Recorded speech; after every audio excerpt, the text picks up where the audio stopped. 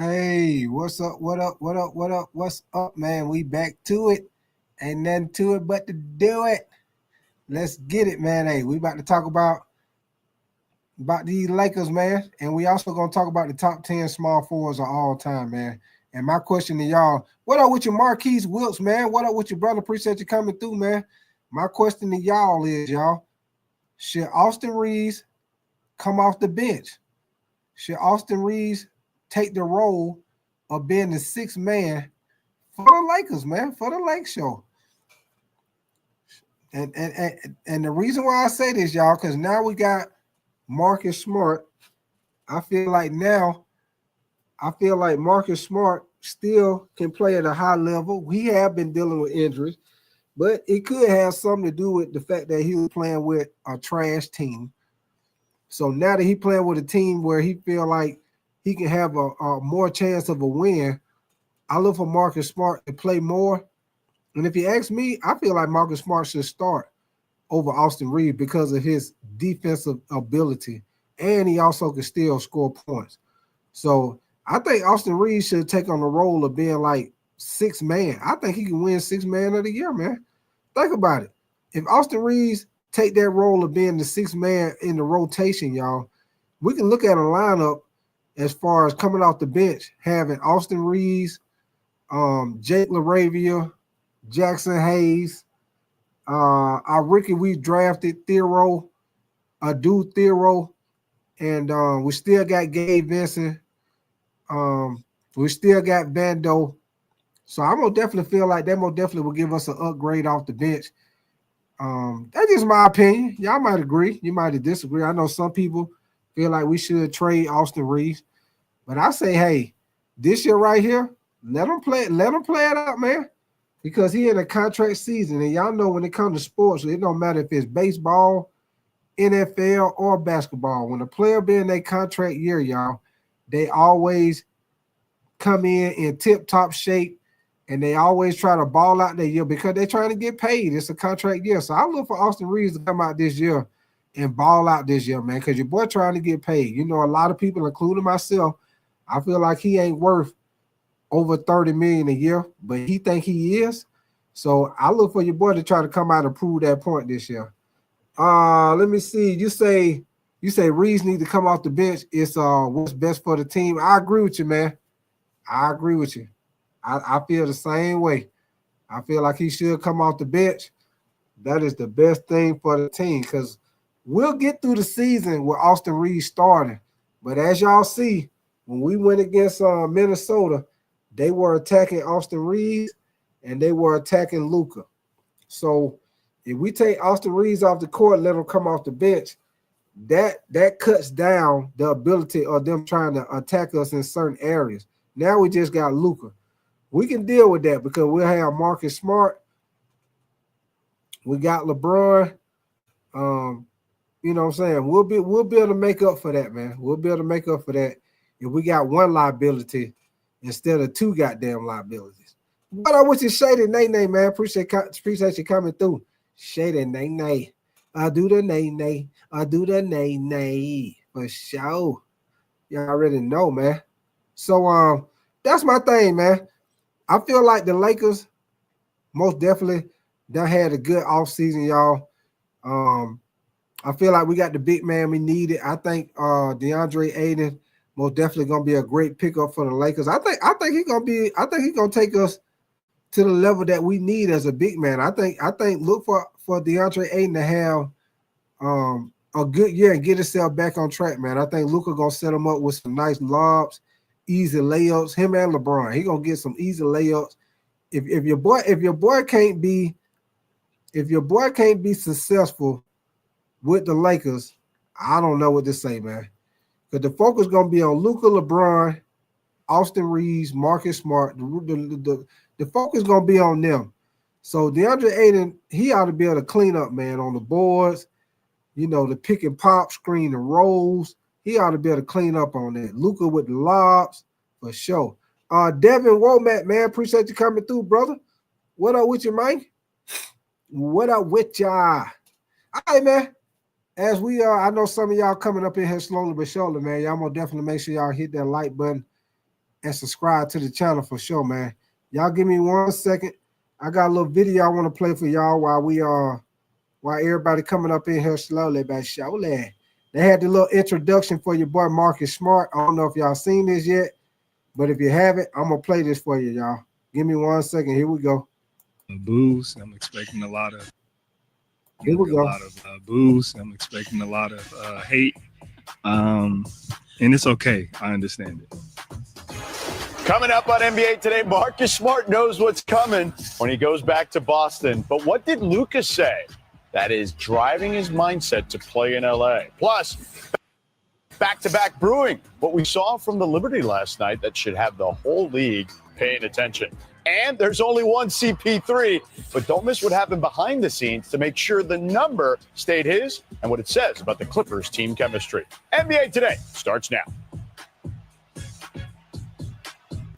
All right, Celtics fans, look away. Sorry, Marcus Smart donning the purple and gold for the first time yesterday.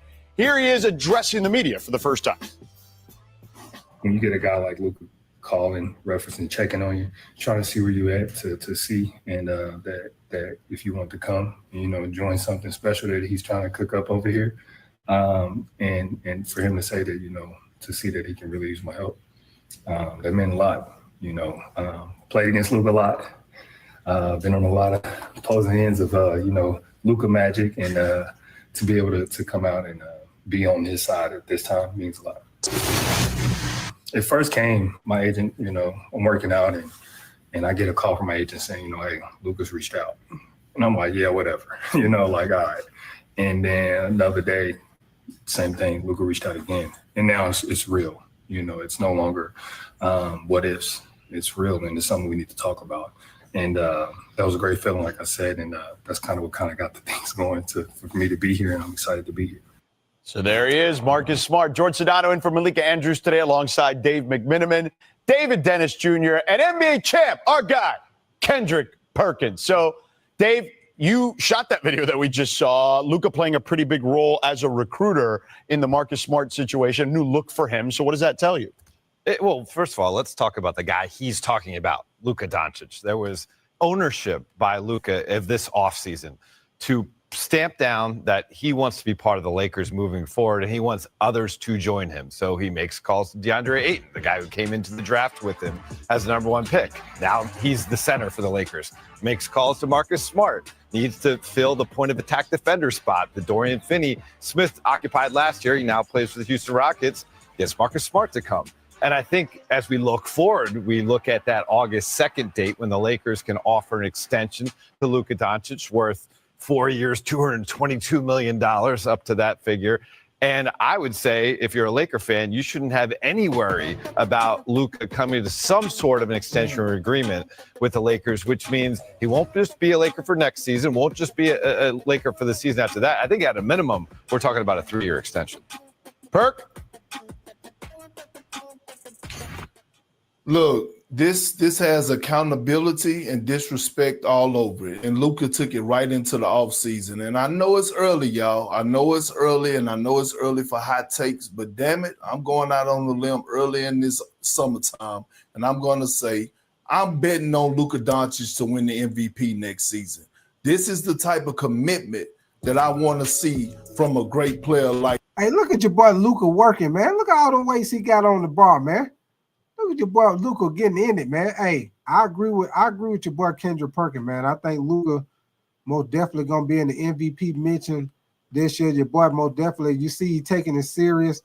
I think Dallas trading him to the Lakers, I think they gave him a wake-up call.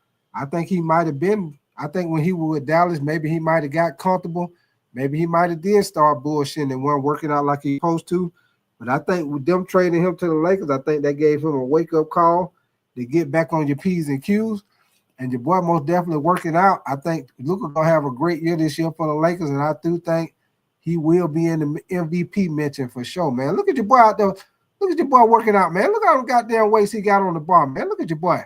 Luka. I want to see the videos of him working out. I want to see that he's taking accountability for us losing weight and getting in shape. I want to see him being committed to the organization and to his franchise and to his head coach by reaching out and getting players around him. You talk about getting DeAndre Ayton. They got him, right, a center that he needed. They also went and got a guy, Marcus Smart, who they haven't had a primary defender like that on the wing since Alex Caruso. And now all of a sudden, Luka is saying, I'm ready for this season. I took the disrespect from last season with the Mavs trading me. I'm holding myself accountable. And all the greats in the history of greats have went through some type of adversity or went through some type of thing throughout their career where they had to have an accountability part, and we're seeing that through Luka right now.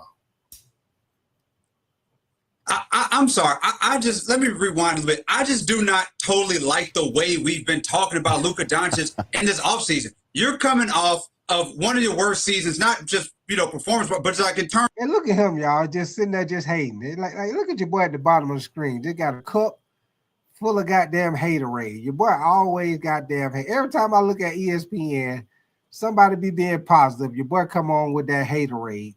Listen to your boy with that haterade down here, y'all. In terms of the expectation, in terms of the injury, the Mavericks moved you out to Los Angeles, and then you got embarrassed in the first round of the playoffs. And we're supposed to be talking about this guy who needs to be an MVP type of dude, and we're celebrating the fact that he looks like he's in shape. Like, that should be a bar, should be way higher than that for somebody of Luka Doncic's caliber of performance right now. You have to be one of the top 3 best players in the league for the Lakers to have a shot not to be bounced in the first round. And I want to hear more than you look like you're in shape on Instagram. By the way, a lot of people who are in shape are still bad at defense. Being in shape doesn't stop you from falling asleep on back screens or being left on the island come playoff time. You have to clear way more hurdles than looking good in a shirt on Instagram. I need to see the Luka Doncic that is in that conversation with Jokic, with Giannis, with those guys like he was before last. Hey, Rashad, a big bowl, and I mean a big bowl of haterade. Your boy be hating all the goddamn time. Every time I look at goddamn ESPN, they show NBA Today. Your boy goddamn at the bottom of the screen below Kendrick Perkins. Your boy, every time somebody say something, your boy come right in goddamn with the – every time somebody come in, your boy come right back in with the body blow. The goddamn full goddamn glass of goddamn haterade, man. Your boy be goddamn haterade for sure, man. Let's get it, man. What up with your big Tyrone, man? Appreciate you coming through, brother. You say LeBron is the best. You already know. Let's get it, man. Year, because all this workout video is not moving the needle for me in the way that makes me believe that you're creating an actual contender with that Los Angeles Lakers.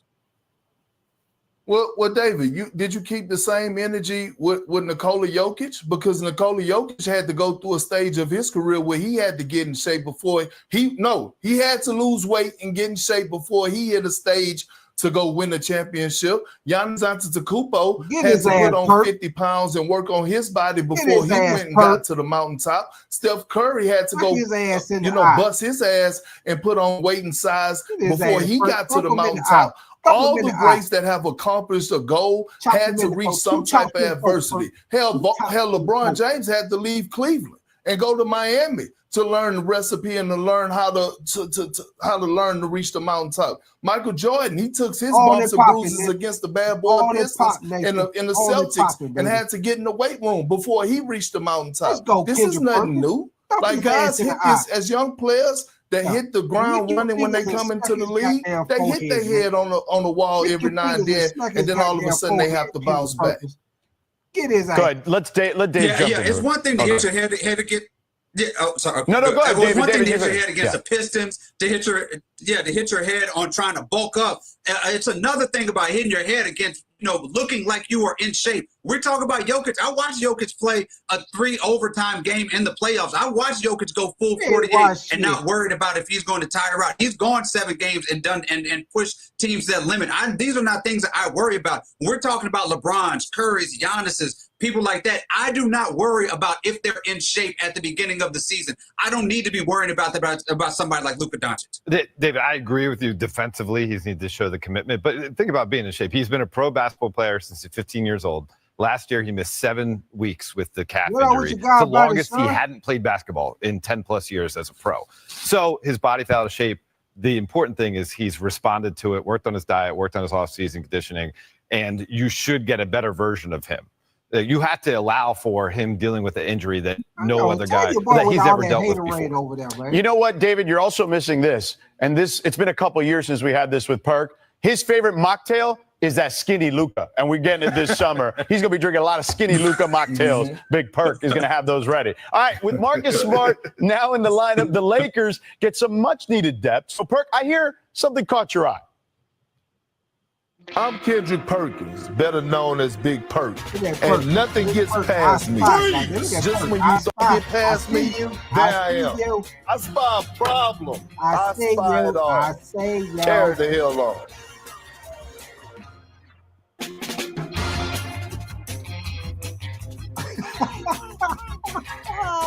And I do. And I do. And you know, we have this term in my neighborhood. That game recognized game. And Luka recognized game because he's played against. Hey, what up with your Braylon Bunch? Hey, Nathan. Hey, Nathan, you know how I be at the club. Music be loud as hell. You be trying to talk to a girl. Hey, everything you be saying, Nathan, huh? She be like, huh? What you say? You be like, hey, what's up with you? What's your name? Huh? I can't hear you. What you say? What's your name? You say, who? He lame? What's your name? Oh, my name? God damn it. Turn the fucking music down. Let me buy you a drink. You say, what? I stink? No, I said, let me buy you a drink. Oh, a drink. Oh, okay. Hey, that music be loud as hell, Nathan.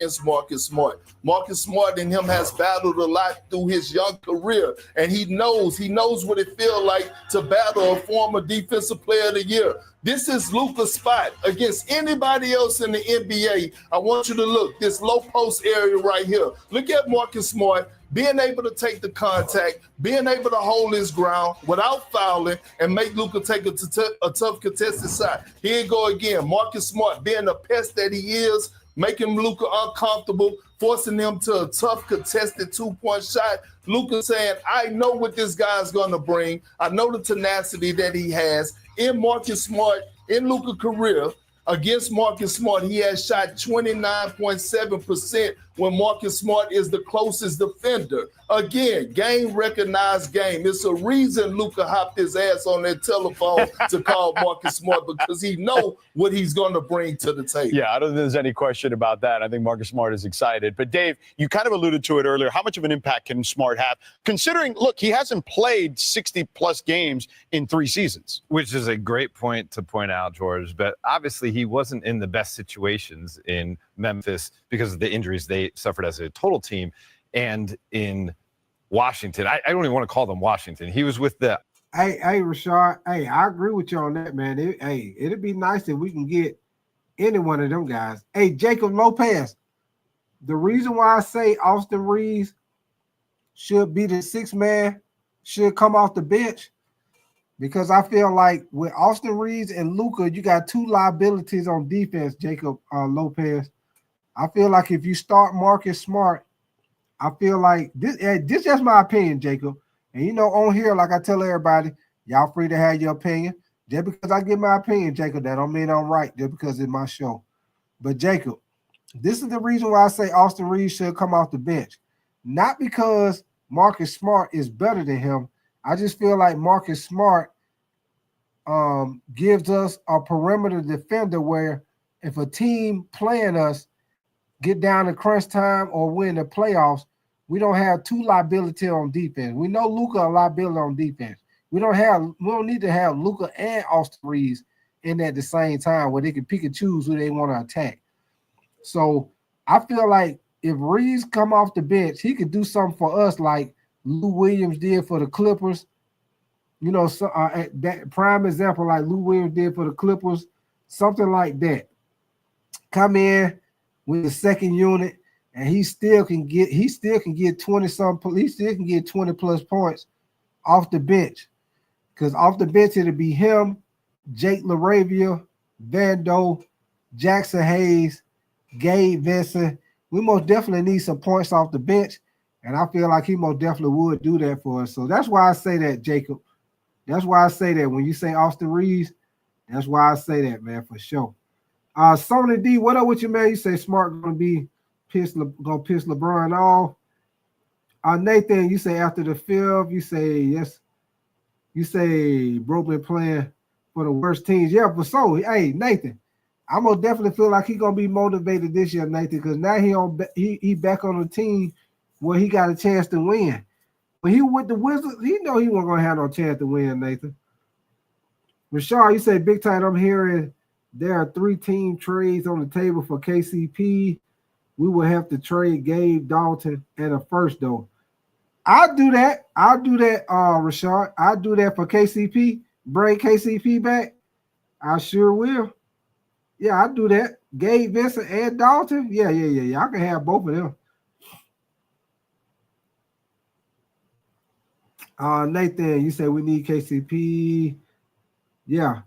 Rashard, you say we can't bench AR big time. You say Nathan Schrader. You say I'm gonna explain later why.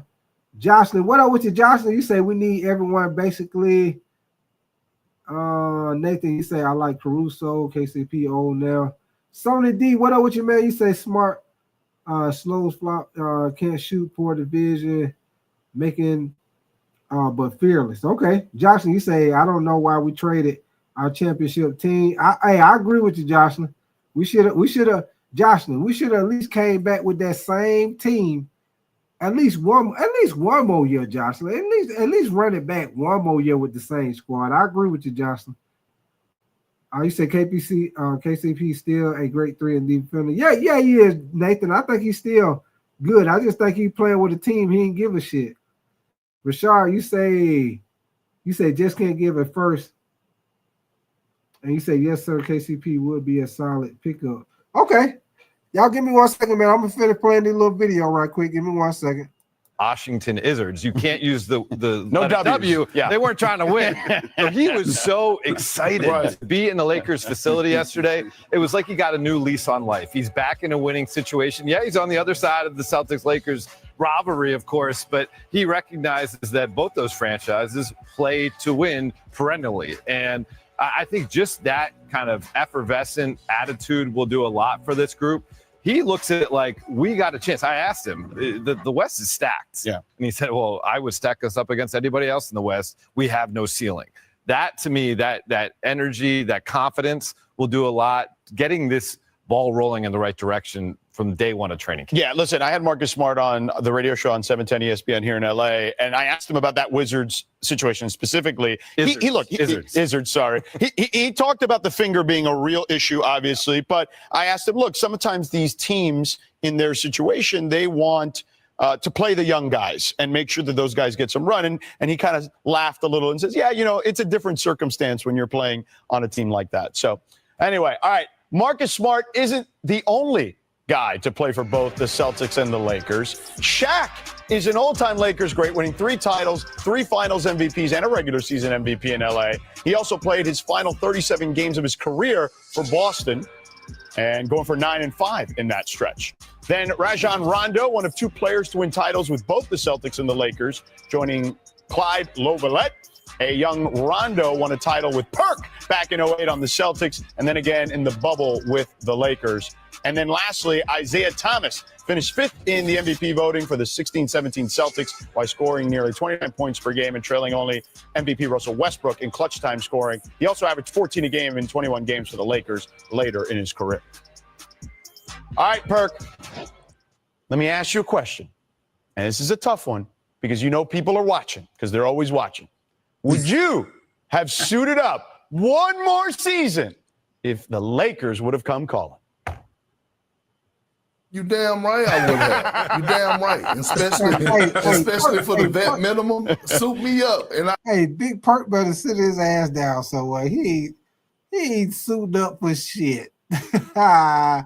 Big Perk be done suited up. He's sitting on the damn bench every game and get an easy check. That's what he gonna be doing. Get an easy goddamn check. That's what he gonna be goddamn doing. What up with your Samurai Beast Warrior, man? You say Avery Bradley. Yeah, we had a nice team, man. When we won that championship in the bubble, yeah, we had a nice little team. Nice little team with Avery Bradley. Sony D, you say Gary Payne. Dawson, you say Brian fans. Want Big Purd. Tri-State, you say exactly. Rick H-Town, you say Lakers want Steve Nash. Jocelyn, you say championship team. Tri-State, you say let's bring back. He was great 5 years ago. Samurai, you say PlayStation not going third party. Nathan, you say Avery didn't even play. And Tri-State, you say yes, that's because we was 27. Rashad, you say Rick H. Town, you say what have the Rockets done? Lose to the Golden Girls. Hey, Rashad. Hey, don't get them Golden Girls started. Thank you for being a friend. Travel around the world and back again. Don't get them Golden Girls started.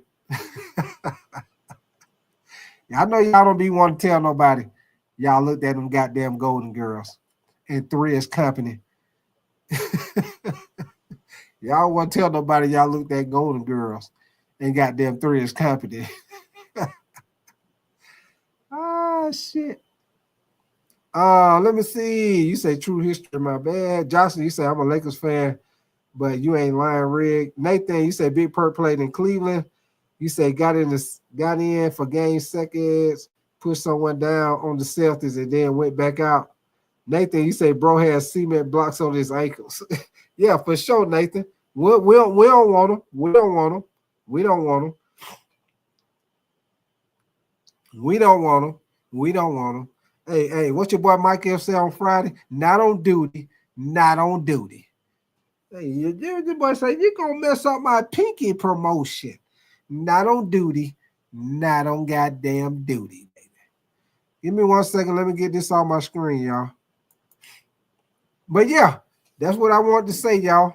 Like y'all see in my title, Austin Reaves should be the sixth man.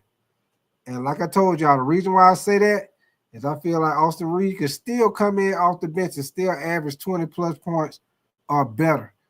But I think we got Marcus Smart now. He gives us an extra guy that can defend the perimeter. And I think we should start Marcus Smart, man, if you ask me. That's just my opinion. I think we should start him. Jocelyn, you say what's going to be the scapegoat if we get in the playoffs again? And Nathan, you say here we go. Rashad, you say Samurai, you say I can't wait for PS6. And Rashad say child, please. Nathan, you say we're not going to lose. So what's the matter? Chauncey, I see you back in here, Chauncey. Appreciate you coming back through, Chauncey, for sure. Baby. Appreciate you coming back to Chauncey. Baby. Jocelyn. Okay, you talking to Rashad. I got you. Y'all give me 1 second.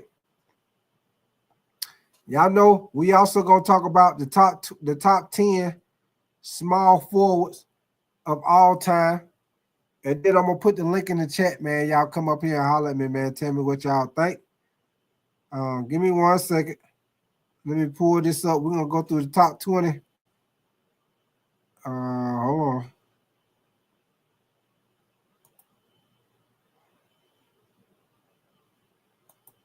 All right, man. We're going to go through the top 20 small forwards all time.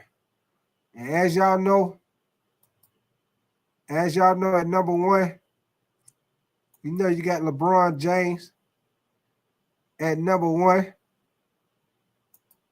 Hold on, y'all. We got LeBron at number 1. You already know. At number 2, We got your boy Larry the Bird at number 2 small forward of all time. At number 3, you got KD, one of the best shooting percentage guys in the league ever. KD, number 3 small forward of all time. Number 4, goddamn Dr. J, Julius Irvin, Dr. J at number 4. At number 5, we got Elgin Baylor at number 5, top small forward of all time. At number 6, they got Scottie Pippen from the Bulls. Scottie Pippen at 6. At 7, we got John Havlicek at 7 from the Celtics. At 8, we got your boy Kawhi Leonard at 8. Kawhi Leonard at 8, small forward of all time. At 9, we got Rick Barry, top forward or small forward of all time. Your boy Rick Barry at 9, which I know Rick Barry could shoot like hell. At 10, we got Dominique Wilkins, around Atlanta. We used to call him the human highlight. Your boy Dominique Wilkins, the human highlight, at 10. At 11, you got James Worthy at 11 from the Lake Show. As y'all see, he been guarded by your boy Dennis Rodman with the bad boy Detroit Pistons. So they got James Worthy. Now, let's go to 12. They got your boy Carmelo at 12. Top small forward at all time. Carmelo at 12. All right, at 13, they got Paul Pierce. Goddamn, the truth. The true Paul Pierce at 13, top small forward of all time. Goddamn, the truth, baby. Let's go to 14. We got Paul Arizin. Is that Arizin? I don't know who this dude is, y'all. This way before way before. I don't know who that dude is. Now, let's go to 15. You got Alex English. Alex English at 15, top small forward of all time. Now, at 16, you got your boy Bernard King. Damn, y'all know Bernard King was known for breaking the goal back in the day. Your boy used to be dunking like hell, Bernard King. 17, you got Adrian Dantley. Adrian Dantley for the Detroit Pistons at number 17, top small forward of all time. At 18, we got Paul George at 18, top small forward of all time. Paul George at 18. At 19, you got your boy Jimmy Buckets at 19, top small forward of all time. Jimmy Buckets at 19. Let's see who they got at 20. At 20, we got Jamal Wilkes at 20, top small forward of all time. Jamal Wilkes.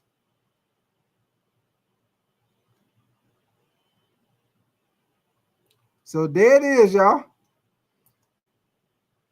Top 20 small forwards of all time. Y'all let me know who y'all felt like should have made the list, who didn't make the list.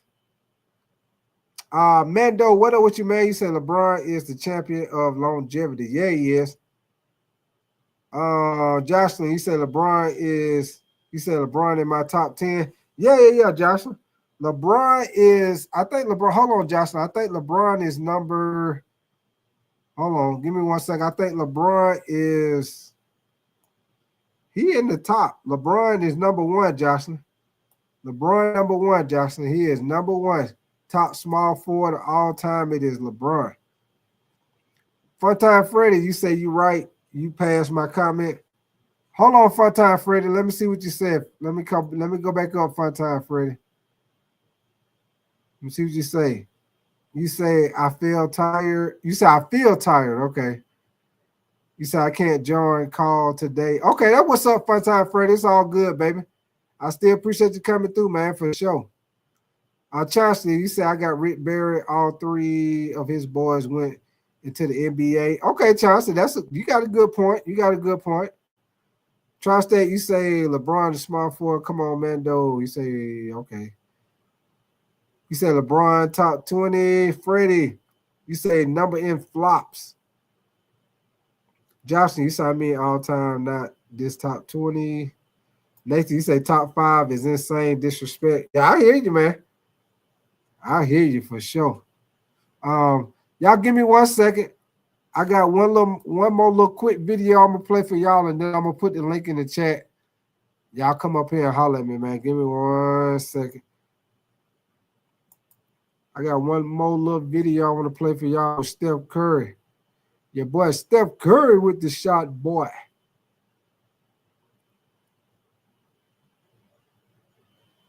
Steph Curry with the shot.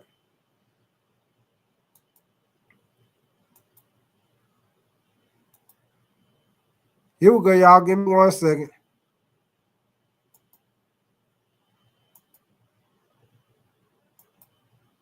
Down with Complex talked about how much longer he plans on playing. Take a listen. I do know I'm kind of just taking it in 2-year chunks just to know, like, you have to give yourself something and some motivation to kind of go after. For us, like, I talked to all the guys who have been in this situation where they've extended their prime, and, you know, there are more ungraceful endings than there are, sure. You know, I tip the cap and like that type of thing. And I just want to be in a position where I've accomplished, or I put myself in a position where I can say I've done everything I can to, you know, get everything out of this game, and hopefully I have, you know, my health and the choice to say I'm hanging good. It up. I'm good. I'm not nowhere close to that though. For sure. So we got some more years from you. For sure. Oh, man. Well, Steph fans will love that. The rest of the Western Conference, maybe not so much. Welcome to NBA Today. I'm Vanessa Richardson, and, of course, from Malika Andrews. Joined here today in our LA studios, we've got senior writers Ramona Shelburne, Tim Bontemps, and we are also joined by Anscape's David Dennis Jr. DDJ, you've been around Curry for over 20 years. What does Steph's last stretch of his career look like? So here are two things I could say about what the end of Steph Curry's career is going to look like. That'll sort of be a testament to the greatness that I expect. One is, no matter if this is 2 years, 3 years, 4 years down the line, when Steph Curry gets hot in a given quarter, it'll always be the greatest show in basketball, maybe the greatest show in sports. It'll be something that people will always be calling about and saying, hey, Steph is catching fire and he's raining threes, no matter when that happens in his career. The other thing is that at the very last game, important game that he plays, again, whether it's 3 years, 4 years, whatever, when he crosses half court, he's going to get double teamed because he will always be a guy who strikes fear in defenders until he, you know, walks away from the game. He will always be somebody who will be a versatile offensive dude. And all respect to my guy Steph, he's never quite relied on athleticism and explosiveness and all that stuff. So he doesn't have to worry about that falling by the wayside. The shot will be there, the ball movement will be there, and he will be somebody who will be part of a team that can be at least making noise in the playoffs just by virtue of having him on that team. You hear David saying 3 years, 4 years. Tim, Steph turns 38 in March. So how can the Warriors maximize the rest of his career? I mean, I think it's what they've been doing, right? They traded for Jimmy Butler last year. They've gone out and tried to get, you know, talked about getting LeBron James and obviously some things that are more fantasy trades and real trades in the past. And they've made other moves to try to get better. We'll see what happens the rest of the summer once they get the Jonathan Kuminga situation sorted out. I think it's likely that Al Horford winds up there. D'Anthony Melton, who was there last year before he tore his ACL, could wind up there too. The Warriors are going to try to straddle a couple things, right? If they can get a move where they can go all in to get another star at some point, I'm sure they'll try to do that. Joe Lacob and Mike Dunleavy and the Warriors front office has always been extraordinarily aggressive in trying to maximize how good this team can be. But Steph Curry also understands, as he said there, that he has chosen to finish his career with the Warriors. He wants to play his whole career there, as he should. And so the goal is for everybody involved to try to have the Warriors be as good as they can be for the rest of Steph's career, and for Steph to finish his career as a one-team player and go down like Tim Duncan and Kobe Bryant and Dirk Nowitzki and some of these all-time great players who have I think the special way their career played out, where they get to win a title and spend their whole career playing for one franchise. He said, I'm going to take this in 2-year increments. And I think what's great that happened last year when they traded for Jimmy Butler is they finally have clarity now. This is what they're doing. They're maximizing the Steph Curry next 2 years. But he also said, I can see myself playing for 3 or 4 years. Right. And so I don't know what happens after those 2 years. But I do know they have picked the lane. There was this 2-timeline era for a while. They were kind of trying to bring along Kuminga and some of those other young guys and say, you guys are going to be the torch. You're going to pass the torch to those. That's not happening anymore. This is now Steph Curry's all in. We're just going to keep making trades and trying to maximize these 2 years. Steve Kerr was lined up with him. Jimmy's lined up with him. Draymond Green's lined up. Yeah, all the veterans. So, you know what? For the next 2 years, they got clarity. And I think Steph will, as David said, I think he does age well. I just can't believe he's going to be 38. That's unbelievable. He's still, I was going to say he still looks like he's 12, but then I see videos of him earlier in his career, and I'm like, oh, no. Yeah. He looks like he's 12 and now 15 or 17. Well, speaking of age, he's not the only unk in the league. At the age of 37 in just over 4 months, Steph is the 8th oldest player currently on an NBA roster. Now, he will go down a spot when Al Horford inevitably signs somewhere. Steph trails a group. All right, y'all. So I'm going to pause this right here. These are all the oldest guys that are still playing right now. Of course, you got LeBron, Chris Paul, Kyle Lowry, Garrett Temple. I don't know who the fuck Garrett Temple is. Jeff Green, Joe Ingles, Mike Conley, and Steph Curry. These are the oldest guys that are still playing in the NBA, y'all. Group that includes CP3 and LeBron James. And Jeff. What up with you, Twan Dunn? Hey, Twan Dunn, you right on time, baby. We're going to be putting the link in the chat in a hot minute, baby. We're going to put the link in the chat in a hot minute, Twan Dunn. We talk about these Lakers, but we also talk about the top 10 small forwards all time, Twan Dunn. For sure, baby. Appreciate you coming through. Just in case you were wondering, the oldest player since 1950. How about this name? Kevin Willis. You guys remember Kevin him? Willis? He ended his career in April of 2007 at the age of 44 years and 224 days. LeBron would need to play on opening night of the 2020-30 season to pass Willis. So in a league that seems to be getting younger and younger and younger, LeBron and Steph continue to just really push that needle, both making all NBA second team last season. DDJ, do you think Steph and LeBron have one more title run in their careers? Look, the last thing I'm going to do is sit here and count Stephen Curry and LeBron James out. I'm not doing it. And with the parity in the league, who knows what will happen in the next few years. They can slide in, injuries happen for other teams, things like that. Who knows? I'm not counting those dudes out. But what's the most fascinating thing about this is the LeBron side of this. Steph, as we said, we kind of know what these next few years are going to be like. He's going to be a warrior. They're going to retool in a couple years. They're going to figure this out. LeBron James, at the beginning of February, we felt like we knew what the end of his career was going to look like. He's going to play with the Lakers for a couple years, try to get a championship, and that'll be it. The Luka Doncic thing, adding him has changed the trajectory of the Lakers, and it's changed the trajectory of LeBron James's career. Now we know, I can imagine he's going to finish this year with the Lakers, despite all the stuff that him and Rich Paul have said and everything's happened in the offseason. But the year after that, I have no clue what that year of LeBron's career looks like. The Lakers don't know. LeBron doesn't know. I don't know if he'll be a Laker. I don't know if he'll end up at another team with another contender. This is probably the most question marks we've had about LeBron and his career since the beginning. The guy plans out everything. Now so much is up in the air, and that leaves a possibility of a championship run, or who knows, as he closes this thing out. Yeah, I mean, obviously the LeBron James situation will be interesting to see how it plays out over the next several months and over the next years to see where he plays next season and how this season plays out, presumably his final year with the Lakers. But I think when you look at where the league is sitting right now, we had a team last year that won 68 games, won the title, had 2 players over 27 on the roster, and their oldest player was 31. And they just gave the 3 stars on their team, who are all in their mid-20s or younger, about $1 billion, it felt like, combined in long-term contracts, right? So they obviously need some health. Obviously, see the Oklahoma City Thunder raising the Larry O'Brien trophy there. They need some health and some luck to be able to continue on and be the team that ends this era of parity that we're in. But if you look at how the playoffs played out, you saw the Pacers in the championship round with the Thunder, another young team with depth. You saw the Knicks, a pretty young team with a decent amount of depth, and Minnesota Timberwolves, again, another team with a young group, a young nucleus led by Anthony Davis. I think we're seeing the league trend towards younger teams, deeper teams, being able to hold up in the physicality and the intensity and the pure athleticism you need to succeed in the league right now. So we'll see about teams like the Warriors and the Clippers and the Lakers that are more built around veteran players, older teams. But I think we're seeing a bit of a sea change, and I think the Thunder finally are positioned to be the team to end this era of parity we've been in and create the next dynasty in the league. So I could have sat here last July and said a very similar thing about the Celtics. I think I probably did in July. And then the year before that, I think we said the same thing about the Nuggets, who had won a championship and had this young core that seemed like they had just hit their prime at the right time. And we just keep having new champions. Like each year, we think somebody is destined to go be the next dynasty. There is another. They seem built for success in the long term, and each year it doesn't happen. And so, as much as I agree with you, Tim, that the Thunder are extremely well positioned, they finally broke through. It seems like they could win for the next 5 years. All evidence in the NBA for the last 6-7 years has been that somebody else is going to win. And when you go, well, now it's 27-year-olds winning, and this year it was obviously 25-year-olds winning.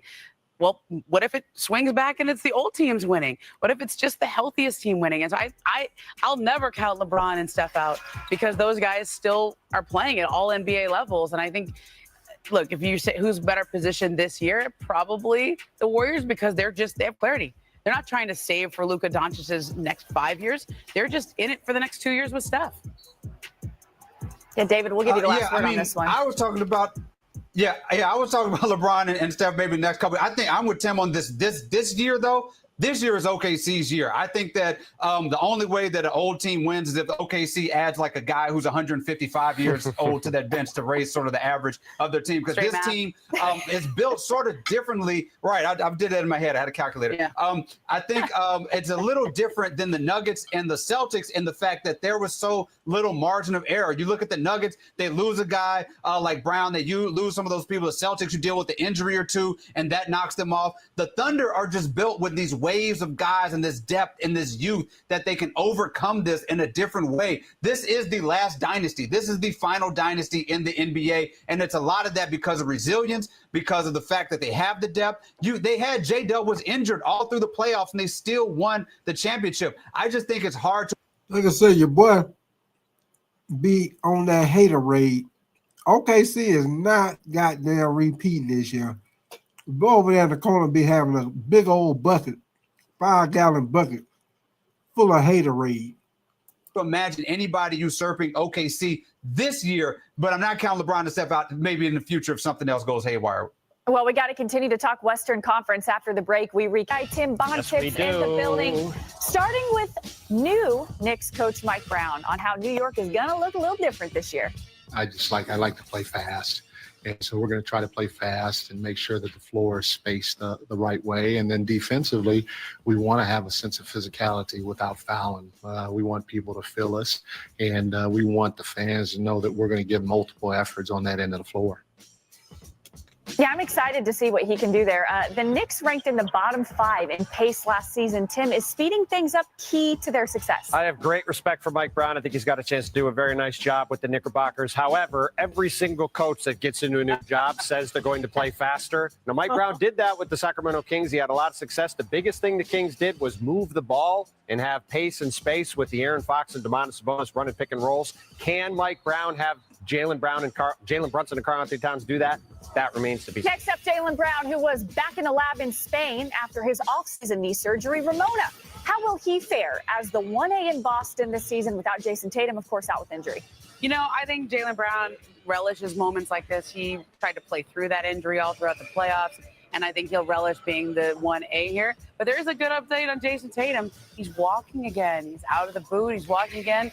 Said he's been doing 6 days a week in rehab, and I think he's ahead of schedule and coming back from that Achilles. That facility in the Mediterranean that the MVP has as a sanctuary is a pretty incredible spot. Yeah, not bad. In Philly, Jared McCain is also making his return from knee surgery.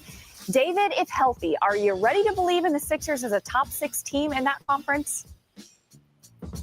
Yes, if healthy, but also, yes, that's like if I could fly or if somebody grew Right. wings or something like that. Health is just like in the metaphysical right now. There was like a moment where I started to believe in the 76ers, and then 5 minutes later, I realized that should not be the case because I opened up and saw that Paul George is already hurt to start the season. Oh, all right, last stop, Chicago, where Josh Giddey is still a restricted free agent despite averaging 21, 10, and 9 over his final 20 games of the year. Tim, are we going to see a deal get done? This is going to be really interesting to see, Vanessa. We have 3 restricted free agents sitting out there that are in this similar spot. Josh Giddey in Chicago, Quentin Grimes in Philadelphia, Jonathan Kuminga with the Warriors. All 3 of them have interesting negotiations because there is not cap space out there in the market, and their current teams have a lot of leverage to keep them.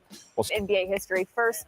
Top full court threads in 2008. Jason Kidd finds Brandon That was Bass. a quick little pass. Oh play. my God! You Bass did break a with the few of crazy those. top spin on that. It's also a heck of a drawback out of the files going back to 2008. In 2009, we go to the answer. Allen Iverson throwing a full court bounce pass. guessed through we'd his get- legs to Rip Hamilton. I would not have guessed we'd get an AI highlight. Listen, it's July, baby. Westbrook. In 2017, Russell Westbrook throws the bounce pass between the Raptors defenders, legs to Victor Pretty Oladipo good. layup. Yeah, love that. Totally on purpose. Did it on purpose, for sure. All right, next top look. No eyes. In 2014, Manu Ginobili with the no-look pass over his head to Danny see more Green. Ginobili highlights on this You show. guys more creative than that guy. Really. This guy's one of them, though. Yep. Oh, no. Yeah, this guy is one of them. 2022, not that long ago. Luka No. with the no-look needle pass to Christian Wood. Tim McMahon's favorite player, Christian Wood. And in 2025, Nikola Jokic throws a no-look pass to Aaron That is Gordon. my favorite pass of all Is it? time.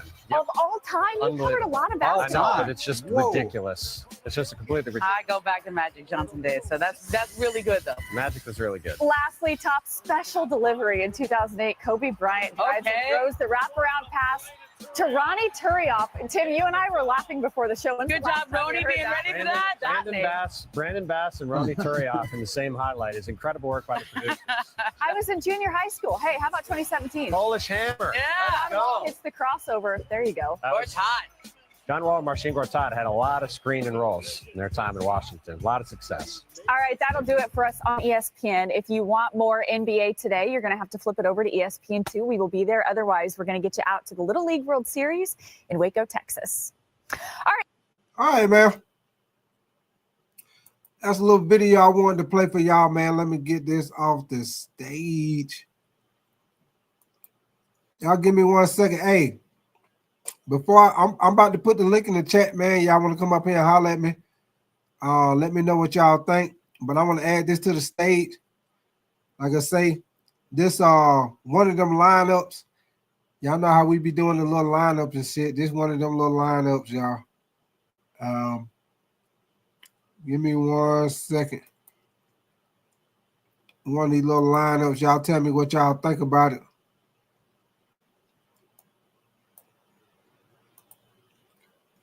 All right, so if y'all can't see it that good, I'm gonna read it to you. They got the top 5 lineups for the 2000 for every 10 years, y'all.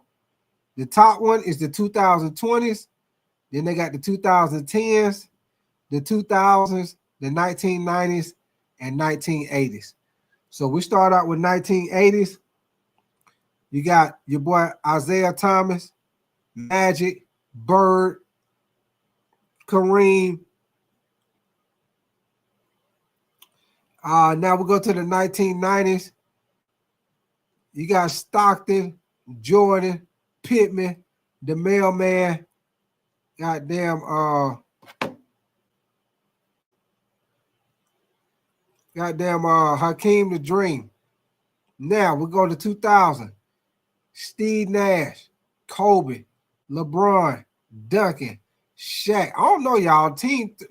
This 2000 team might be the best team, y'all. But only damn Steve Nash might fuck it up. But this 2000 team got a squad. Now 2010, we got Steph, James Harden, Kawhi Leonard, LeBron, KD. That's a nice lineup too, y'all. Now the 2020s, you got Ja Morant, you got Luka, Tatum, the Greek Freak, and the Joker. That's a nice 5 too. The top 5 I like the top 5. I like the 2000s. And I like the 1990s too, y'all. They got some squads in here for sure. Got some squads in here. But y'all give me 1 second, man. I'll put the link in the chat. Y'all come up here and holler at me, man. Y'all let me know what y'all think, y'all opinion or whatever.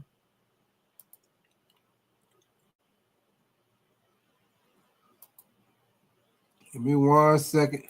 Y'all gonna definitely make sure y'all hit that double tap the screen, subscribe to the channel, and double tap the screen for the Lizites.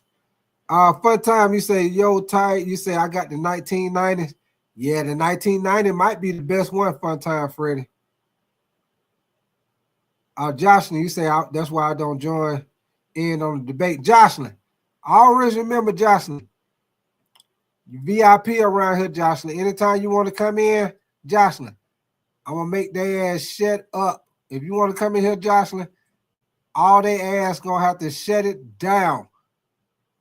Y'all is the queens of the chat, Jocelyn. You, Chauncey, y'all the queens of the chat, baby. So if y'all come up here, they ass gonna have to shut the hell up and listen to what y'all got to say, Jocelyn. Always remember that. Y'all the queens of the chat. Jocelyn, Chauncey, Miss Cool, Donna B, y'all the queens of the chat. Shady Nay Nay, y'all the queens of the chat. So if any of y'all, Chauncey, Jocelyn, if y'all ever want to come up here and talk, everybody got to shut the fuck up and listen to what y'all got to say. Y'all the queens of the chat. Always remember that, Jocelyn. Y'all the queens of the chat. So don't never feel like you can't come up here because they be arguing. They ass gonna shut the fuck up if y'all come up here, Jocelyn, for sure. For sure. Y'all the queens of the chat, Jocelyn. Jocelyn, Chauncey, Miss Cool, Donna B, Shady Nay Nay. Y'all the queens of the chat, baby. Give me 1 second. I'm putting the link in the chat. Y'all want to come up here and holler at me? Come on up here, baby. God by the show, you say replace Kawhi with the white. Hold on, let me see. What year you talking about? God by the show, you talking about 2010s? Oh yeah. I agree with you, God by the Sean. Yeah. Replace. I got you, God by the Sean. Take Kawhi Leonard out. Put LeBron at the 3. Put KD at the 4, and Dwight Howard at the 5. I got you. I think that's what you're talking about, right, God by the Sean? Ain't that what you're talking about, God by the Sean? What up with you, man? What up? Fuck that. Keep Kawhi in. Take Harden out. Put KD at the 2. LeBron at the 4. Dwight at the 5. And Kawhi at the 3. Yeah. That's the 2010. Yeah. Take out Harden. You don't need Harden with LeBron on the team. Too much ball handling. Let LeBron just do his LeBron thing and create. You get Dwight at the 5, LeBron at the 4, Kawhi at the 3, KD at the 2, and Steph. That team is serious. And who at the That 5? team is serious. Who you gonna put at the 5? Dwight Howard at the 5, Okay. LeBron at the 4, and then Okay. you got Kawhi, KD, and Curry. That's a good one. That fits better than Harden. Harden can't play off the ball like KD could play off the ball. Steph could play off the ball. I feel like that would, and Kawhi is just, Kawhi's Kawhi. He could play with anyone. I feel like Kawhi and KD are like you could put them with anyone. They're gonna know how to play. They're gonna play ball. You know what I'm saying? That's the way I look at it, at least. Okay. With that 2000s, I know you don't like Steve Nash, but Steve Nash knockdown shooter.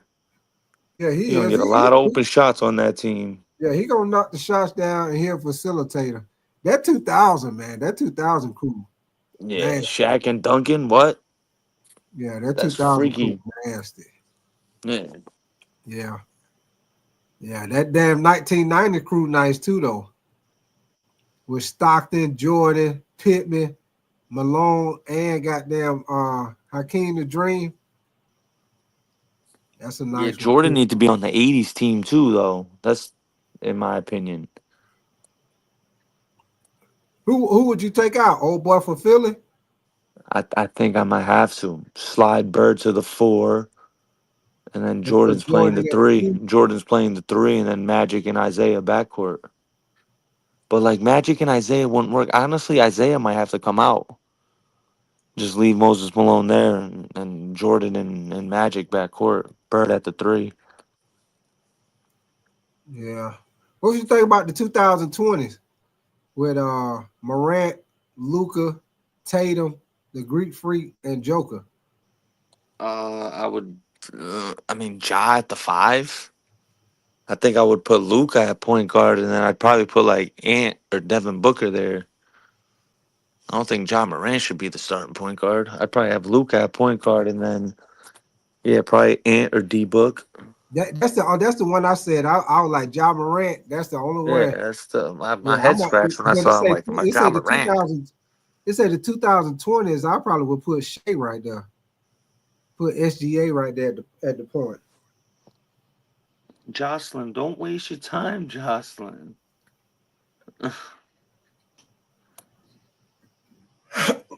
What up with you? That Rashard, ain't it? Yeah, what's up, Type? What up with you, man? Hold on, let me Chilling, see. I think somebody else just came in here. Oh, that's Twan Dunn. What up with you, Twan Dunn? What's going on, bro? What up with you, baby? How you Appreciate you feeling, coming man? through, man. How you feeling, bro? Hey, everything good in the hood, baby. What up with you? I'm good, man. Hey, Twan, Twan Dunn, What up, like my bro? grandma would say, I ain't kicking up no goddamn dust, baby. I ain't kicking Nah, up no dust. yeah, but I'm just happy to be here. You already know, baby. Yeah, man, look, I'm going with the 80s, man. You know what I'm saying? The 1980s? I told you the 80s with the 80s rules, bro. I mean, Isaiah, I mean, that was a point guard, bro. You know what I'm saying? Look, I'm looking at all three of these dudes at his position ahead of him. Yeah. Stockton could never do nothing with him. Nash wouldn't have been able to do nothing with him. Curry, he would have locked Curry ass up because he was fast, just like Curry. He would have never got tired of chasing him. He'd have locked Curry's ass up.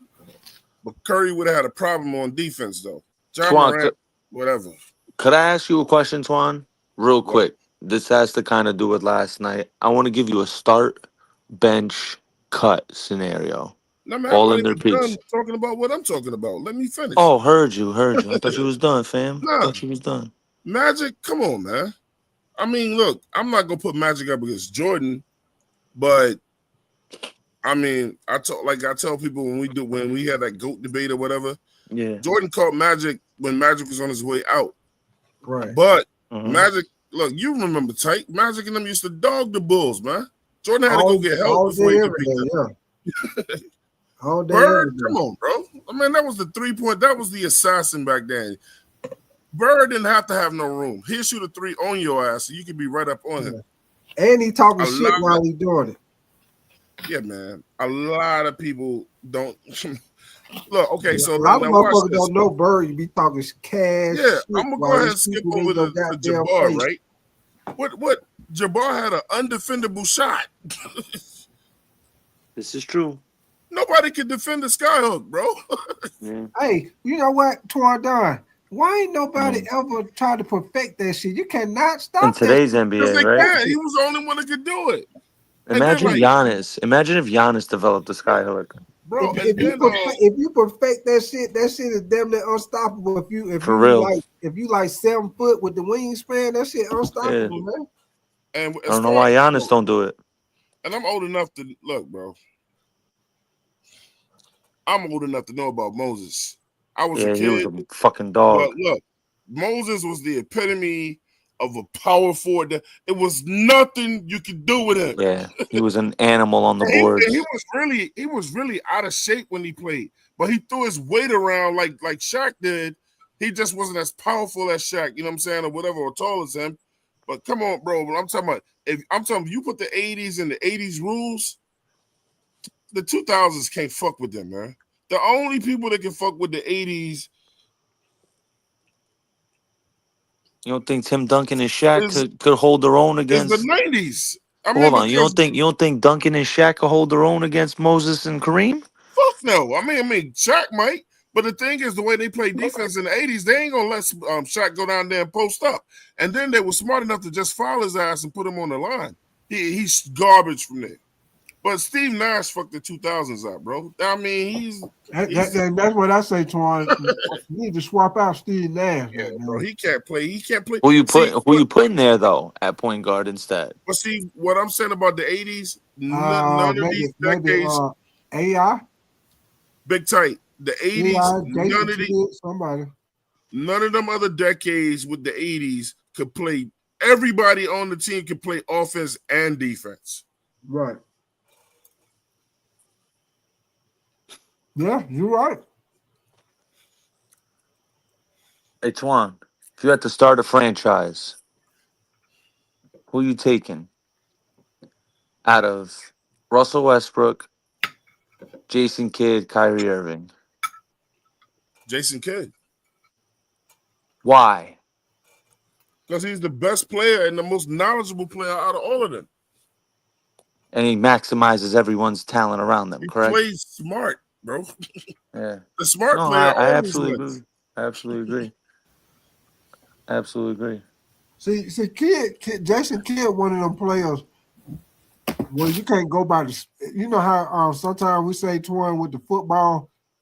You know, sometimes you be like, fuck them stats. You got to go with the eyeball test. The kid just always made the right plays. Like, I know people listening, people that's gonna pick the 2010s and the 2020s. I'm an older dude, so they might be thinking I'm fucking crazy for picking the 80s. But bro, if you was live long enough to watch back, bruh, it was way more physical than this bullshit they play now. First of all, the 2020s is cream puff. This bullshit ass basketball they playing now. That's the worst is team there. bullshit. Facts. Yeah. You can't even blow on a motherfucker without the whistle getting blown, bro. That's why we hate basketball now. Like, it ain't the same brand. Hey, Twan, we was talking about this the other night. The situation with Steph Curry, how he done fucked up basketball with the 3-point shot. Well, he didn't fuck it up. People that try to imitate him. I ain't gonna say it was him, but I think he had a lot to do with it because of his size and his height. He is more believable than other players, Twan. You know, rather as you got Durant, what, 6'10", 6'11", 6'10", 6'11", doing what he's doing. LeBron 6'8", 6'9". You know, you got motherfucker tall like that. A regular motherfucker, that ain't believable because majority of motherfuckers ain't getting that tall. Let me tell you But something. You got a lot of motherfuckers around here that's 6'1", 6'2", 6'3". Right. And that's more believable with what Steph Curry do. Like, if I can work on my shot and get myself in excellent shape, I can do what Steph Curry do rather than exactly. I can't do what LeBron do. I'm not 6'8", I'm not 6'9". I can't do what he do. But Steph is more believable. I can do what he do. I get my, you know what I'm saying? He's more relatable to the average human. Right. Yeah. Well, so my thing with Steph Curry is this, and tight. I'm gonna ask you and Tri-State. Y'all know this shit. Steph Curry would not have survived in the 2000s, the 90s, and the 80s because they would have touched his ass up every time he tried to drive into that paint. I still think he would have been a solid player. Would he be as effective as he is today? No, just simply because the game was officiated way different. Guys were able to hand check you 94 feet up the court. We're not going to sit here and act like that's not going to bother Steph Curry. We're not going to sit here and act like they're running people off screens in that era. First of all, okay, they allow them to be way more physical. All the foul calls they get, they're not getting those calls. Curry can't do what he does now. They're not going to get those calls. He can score because of the three. I mean, he can score because of that three. But he's going to go to the fucking lane, and Bill Lambier's going to knock his fucking head off. And guess what? In any of those other decades, the coach would have been like, "What the fuck are you doing out here jacking threes all day?" Yeah, right. Facts. Facts. They would have probably took his ass out doing that You shit. only got a bench for that shit. Yeah. He make 134-footer, miss the next 5. Coach would have been like, "Yeah, come have a seat down here, son. Man, You all over that. here wasting." They looked at that like a wasted possession back in the day. That's what the youngins don't understand, Twan. They think, oh, because he can hit a 35-footer every here and there. You know what I mean? Even like go back and watch the film. I want these people to go watch the film. Like, go check how many times he took a shot from over 30 feet and actually like That's not believable. and That's and why see Blake what he. said. I watched the game. He went 2 for 9. I counted it myself. 2 for 9 from over 30 footers. You know what? The teams in like Rick Adelman, Phil Jackson, those guys would have fucking. They would have been like, "Son, you're wasting possessions. That's a Yeah, waste of possession. That he would have shot." hurt his Nick, team you back know then. about ABA players? Yes, a little bit, a little bit. You know who Louis Dampier is? Oh, he Forgot played about Louis Dampier. Dampier. Louis Yeah, Dampier. he's the only person that was allowed to do what you were talking about. But even back then, he was taking he was attempting about 8 to 10 threes a game. Yep. Mm. You don't But remember he who was the Dan- only person. But yeah, y'all right. Look, the other Louis thing too. Dampier. Why does that name sound so familiar? You don't know who Dampier is, bro? Maybe that's before your time, bro. I don't Yeah, know. I just went too way back. I ain't gonna lie to you. I don't know who that is myself. Eric Dampier. No, Louis Dampier. He played in the he ABA. said He Louis ended up Yeah, playing. I'm He got looking at drafted. I'm looking I at it right know- now. He I know played. who Eric Dampier is, but I ain't never heard of Damn, Louis. played for the in Spurs, in but he in played in the ABA. 69, in 69 and in 70, he was attempting 7 threes a game. That's unheard of in that time, bro. My man was hucking them. But guess what? It was He was it shooting. was no 3-point shot back then either. No, the ABA had a 3-point line. The NBA didn't. With the ABA, yeah, but the NBA, that shit didn't count. You had it. It was no 3-point line either. The thing with the Curry thing is this: it's not Curry's fault that he has a gift and other people try to emulate shit that they can't do. But what I can't stand is seeing these 7 and 8-year-olds in these little baby leagues out there trying to shoot threes. You ain't even strong enough to take that shot. The fuck is you trying to take a three? But you know what? But you you know can't what's even hit wrong? a 2. You know what? You know what else is the problem with that? My fault, Ty. Go ahead. My fault, dog. Oh no. I was just gonna say, and the problem with it, Twan, is you're exactly right. They trying to do what Steph do, but they can't do it because I hate to have to say this. I hate to have to say this, Big Ty, but honestly, I blame the parenting. You have to have a sit down with your child, bro. Be like, listen, your time will come. You need to worry on the basics right now. You're 8 years old. You have to. They're old and like, yeah, they're still kids, but they're old enough to comprehend. You know what I'm saying? Sit down with your son. Be like, listen, I know you admire Steph Curry, but your time will come to do this, son. Right now, you need to worry about dribbling with your right hand, dribbling with your left hand. Okay. You know what I mean? The basics. Do the fundamentals right now. I don't put it on the parents. Guess who should be telling them that? The fucking coach. Coaches too. Yes, absolutely, absolutely. If you absolutely. take a 3, I'm gonna sit your ass down. Yeah, 10 push-ups type shit. You can't even hit 2s. Bro, we don't even get like remember like we used to get so many fucking highlight dunks. It used to be crazy. Right, 360, and we don't even get that no more. Because everybody want to take a fucking 3. Hey, it used to be. Hey, y'all, who was that guy by the Sean? Yeah. Hey, you remember back? Used to be waiting on the goddamn top 10 for ESPN Sports Center because you knew out of that top 10, 7 to 8 of them were gonna be some nice ass dunk. Either somebody get a fast break, windmill, 360, something. It's gonna be 2 or 3 on somebody gonna get dunked on. Them top 10s, you be waiting on that shit. Now, top 10, shit, probably 9 out of 10 of them 3-pointers. It might be one dunk out of 10 goddamn fucking highlights. Hey, tight, like check, like so. Like the man, like that's why I'm agreeing with y'all saying that with this 3 shit, bro. It's like it's really fucked the game up, bro. Like, you know, like when y'all just said, I was like, damn, bro, they really don't like that. The dunks don't even really be like that no more. Like when you go chest to chest with a motherfucker like that or whatever. That's why I said this is how weak this league is. Who was it this year? Took 48 fucking threes. That was disgusting. What team Yeah, was it somebody this year that took took 48 48 threes. threes, bro? They missed 48 fucking threes. You talking about one person or as a team? No, No, the You talking team. about And one person? when we played Boston in the playoffs, look how the fucking the threes they chucked up. Yeah, they were hucking up threes. Yeah, that's what Hawking messed, them. that's what That's messed him up. boring Yeah. to watch, bro. Yeah. Yeah. And now Hey, you got centers. Now you got centers chucking up threes. Hey, what up with you, Rashad, man? What's up with you, man? I'm chilling, man. I'm just listening to y'all I talk. see. Cat got your tongue, What's up, goddamn. Rashad? You ain't said a goddamn thing, man. Rashad, Rick what ain't up? sound. Your boy ain't said a goddamn thing around here, man. I'm chilling, man. What's good? Who's that? Twan Don? Yeah, that's me. Yeah, that's Twan. I'm hearing y'all trying to trade Towns. The hell y'all doing? I wouldn't be mad at. I'm tired of everybody chucking up threes, bro. I hate that shit. The threes? Yeah, but I wish they take that shit away. Hey, Twan, it done got so bad. You go play pickup basketball, motherfucker shoot threes like a saw. Like, bro, you never hit a three in your life. Why you shooting the three? Threes like hell. And then when playoff time come, they can't shoot the three or make one.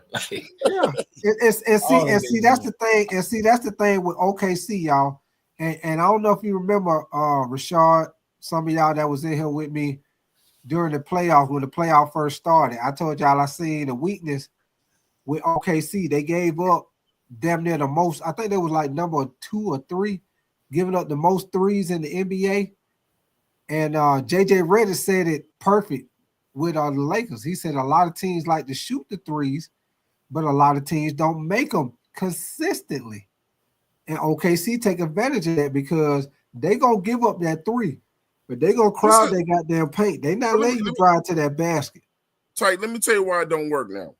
Because you can't have motherfuckers chucking up threes and the referee is calling bullshit ass fouls. That's what fucks the game complete. You got to do one or the other. You can't have motherfuckers chucking up threes and the referees got these damn the whistles is blowing every 5 seconds. You know, it can't be both. That's that's literally killing the game, bro. You got motherfuckers that cheat. Like Curry, as much as I love Curry, that nigga cheats the game, bro. All flailing his body, trying to get motherfuckers to hit him. And all that, you got Harden taking 4 steps back behind the 3-point line. The traveling is out of control now, bro. The traveling is ridiculous.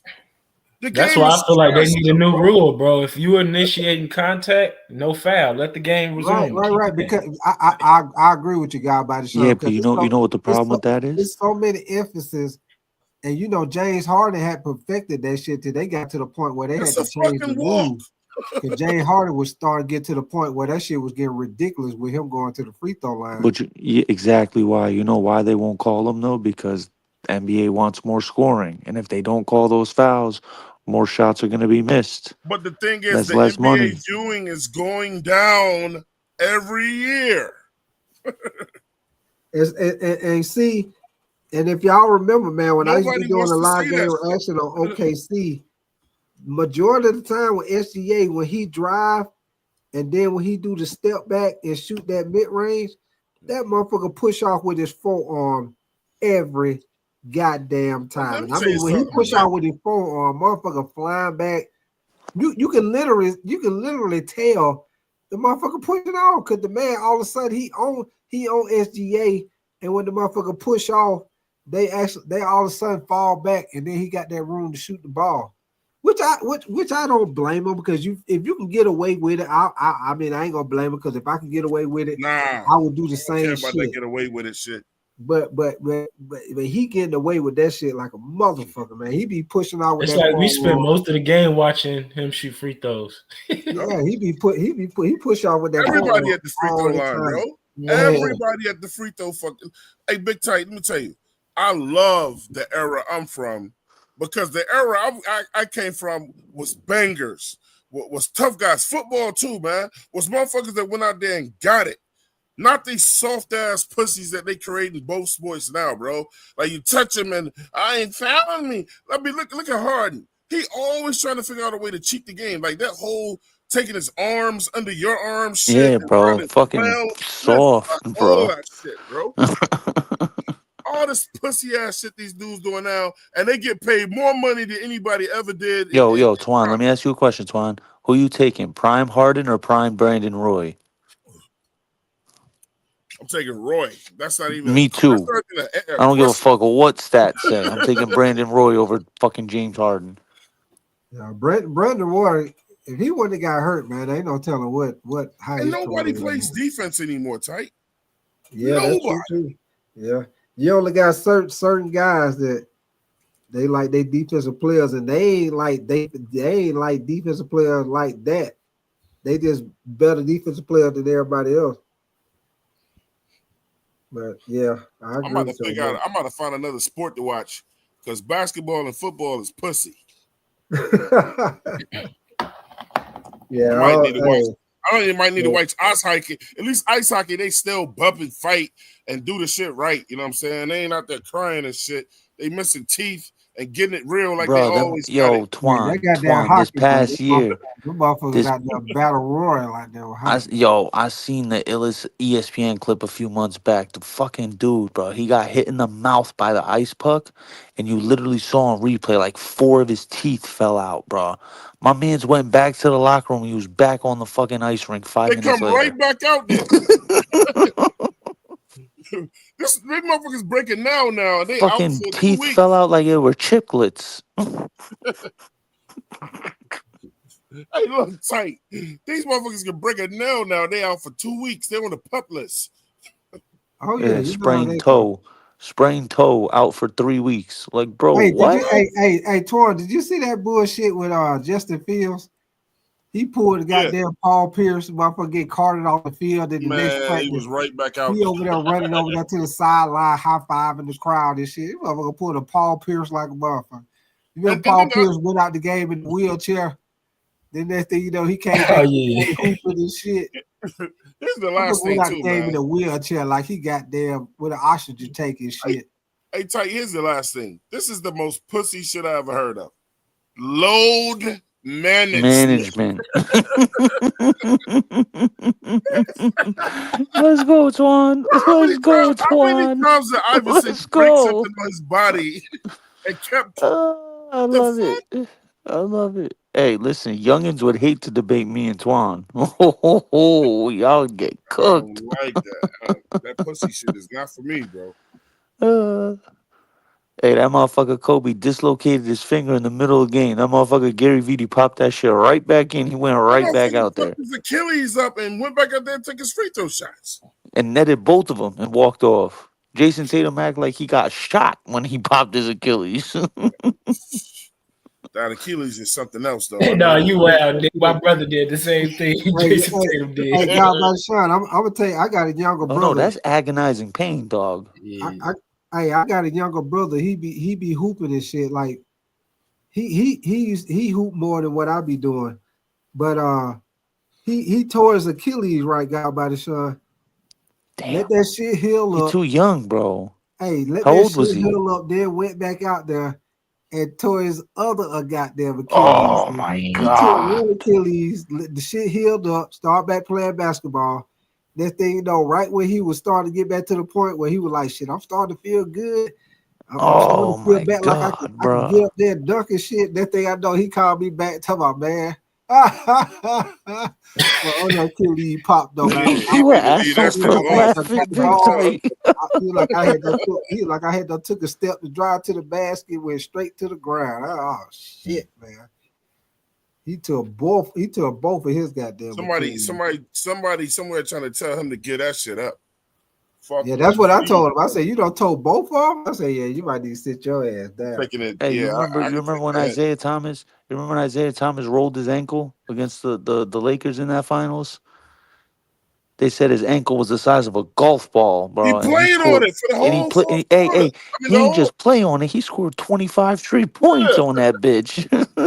I'm not saying that's wise, but I'm just saying motherfuckers was tougher. You know, and now these soft motherfuckers get paid $50-60 million a year. Yep, they just finessing the system, bro.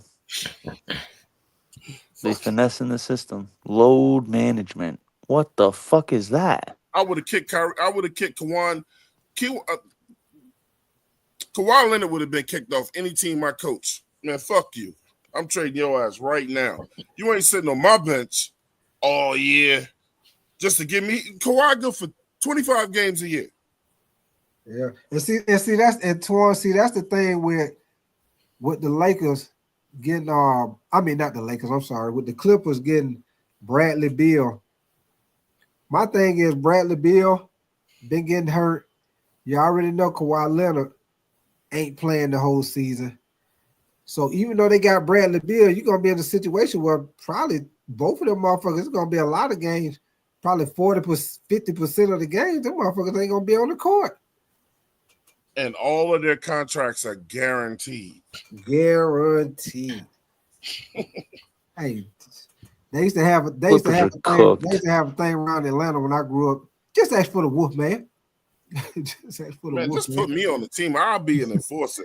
Just ask for the Wolf, man. They had he used to own a furniture store around Atlanta. It was a popular commercial. That motherfucker say, just ask for the Wolf, man. Hey, Big Tight Twan would be Rick Mahorn on the court. You said y'all realize like Big Tight Curry Twan and would be LeBron Rick gonna be Mahorn. gone in like 3 years. The NBA gonna look kind of different. That shit gonna be crazy. Can we talk about one thing? Can we talk about how Jokic didn't shed one tear when he won an NBA championship, but that man cried when his horse won a race? Can we talk about that real quick? You know he loved them goddamn horses. He's just different. I ain't even gonna lie to you. Jokic might be one of the toughest motherfuckers in the league, bro. Yep. He don't get overly excited about nothing. He don't cry about nothing. He if you listen to him closely, he hates the fucking game now, bro, the way it is now. He does. Bro, I just saw a clip on Twitter, Twan. They showed a clip. It was like one of those videos where you saw 2 videos and one was on the top, one was on the bottom. The top video was when they interviewed him right after he won the championship. This man said, "Oh yeah, it's a great feeling. Now we can just go back home." And then the bottom one was him crying when his horse won the race. The man cares more about his horse winning a race than an NBA championship. It's different. I mean,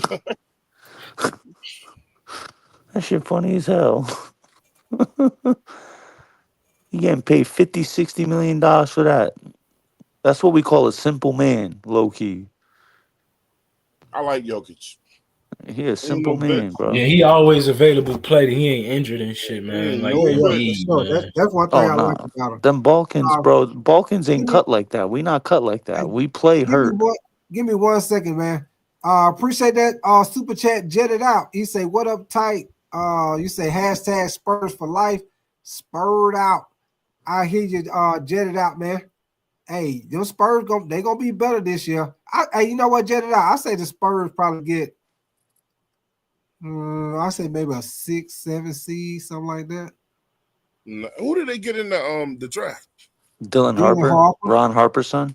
Yeah, they got Dylan Harper and they got what's the defensive player? Bryant is his name? Some Bryant. Carter Bryant. He's Bryant, a dog. Carter He's Bryant a fucking dog. Gonna be an excellent perimeter defender. They still ain't ready yet.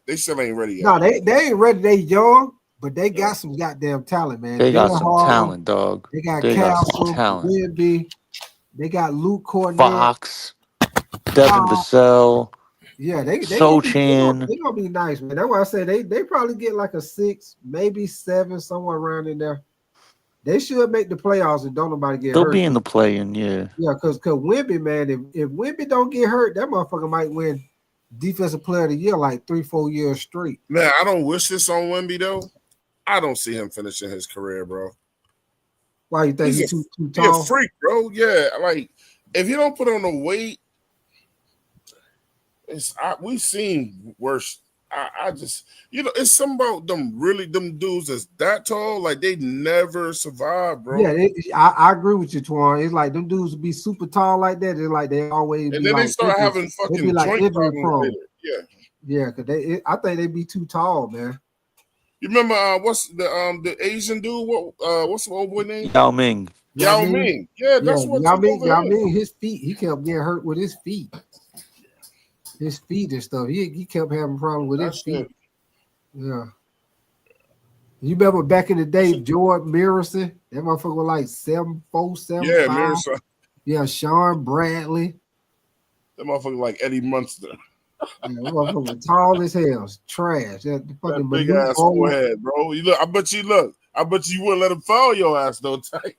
Hey, Oh no. that top 10 small forward list, I think that list is harder to do than the top 10 shooting guard list. The small forward. Hold The on. small forward list, I think, is Give me more 1 second. difficult. I think it's more difficult. I think it might be the most difficult position to do, like a top 10. Like the power forwards, the power forwards, we know who the top 5 power forwards are. We know who the top 5 centers are. We know who the top 5 point guards are. And we know who the top 5 shooting guards. We know who the top 3 small forwards are. After that, it's kind of like there's debates for anyone. Yeah, because see what they got on here for. Now, if you go top 10, LeBron's of one, course, no they got question. Bron at 1. That's no They question. got Bird Bird at 2. 2.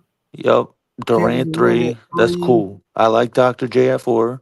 Yeah, Dr. J at 4. Elgin Baylor at 5. I don't know about Elgin Baylor. They got Scottie Pippen at 6. Your time, young Elgin buck. Baylor definitely makes the top 10. Absolutely. He averaged Oh, definitely 27 makes for the his top whole 10. I don't career. know about top 5. John Havlicek, was it Havlicek. Havlicek? Yeah, he number 7. Number 8, Kawhi Leonard. Too Number high. 9, they Kawhi's got too Where the high. hell Kawhi would ever they be on got that Rick list? Barry at number He's 9. too low. And then at number 10, they got the human He's too highlight, low. Dominique Wilkins. Kawhi at Leonard 10. wish he was Dominique Wilkins. Yeah, there's no way I could put Yeah, Kawhi over Dominique Bro, Wilkins. Elgin put Baylor Kawhi. averaged 27 for his whole career. Trust me. And then Hey, they so, got go James. back to the They got beginning. James Go back Worthy. to James the Worthy beginning. not in the top They 10 got is James Worthy at crazy. number 11. Hold on.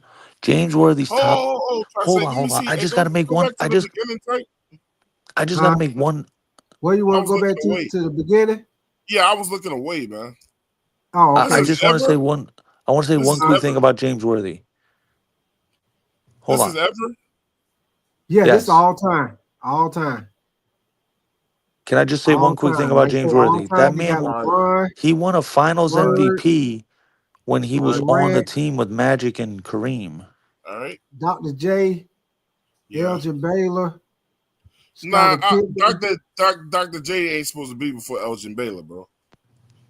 Yes, he is. What? No, he's Yeah, not, bro. I'm going Dr. J before him. Yeah. Stop it.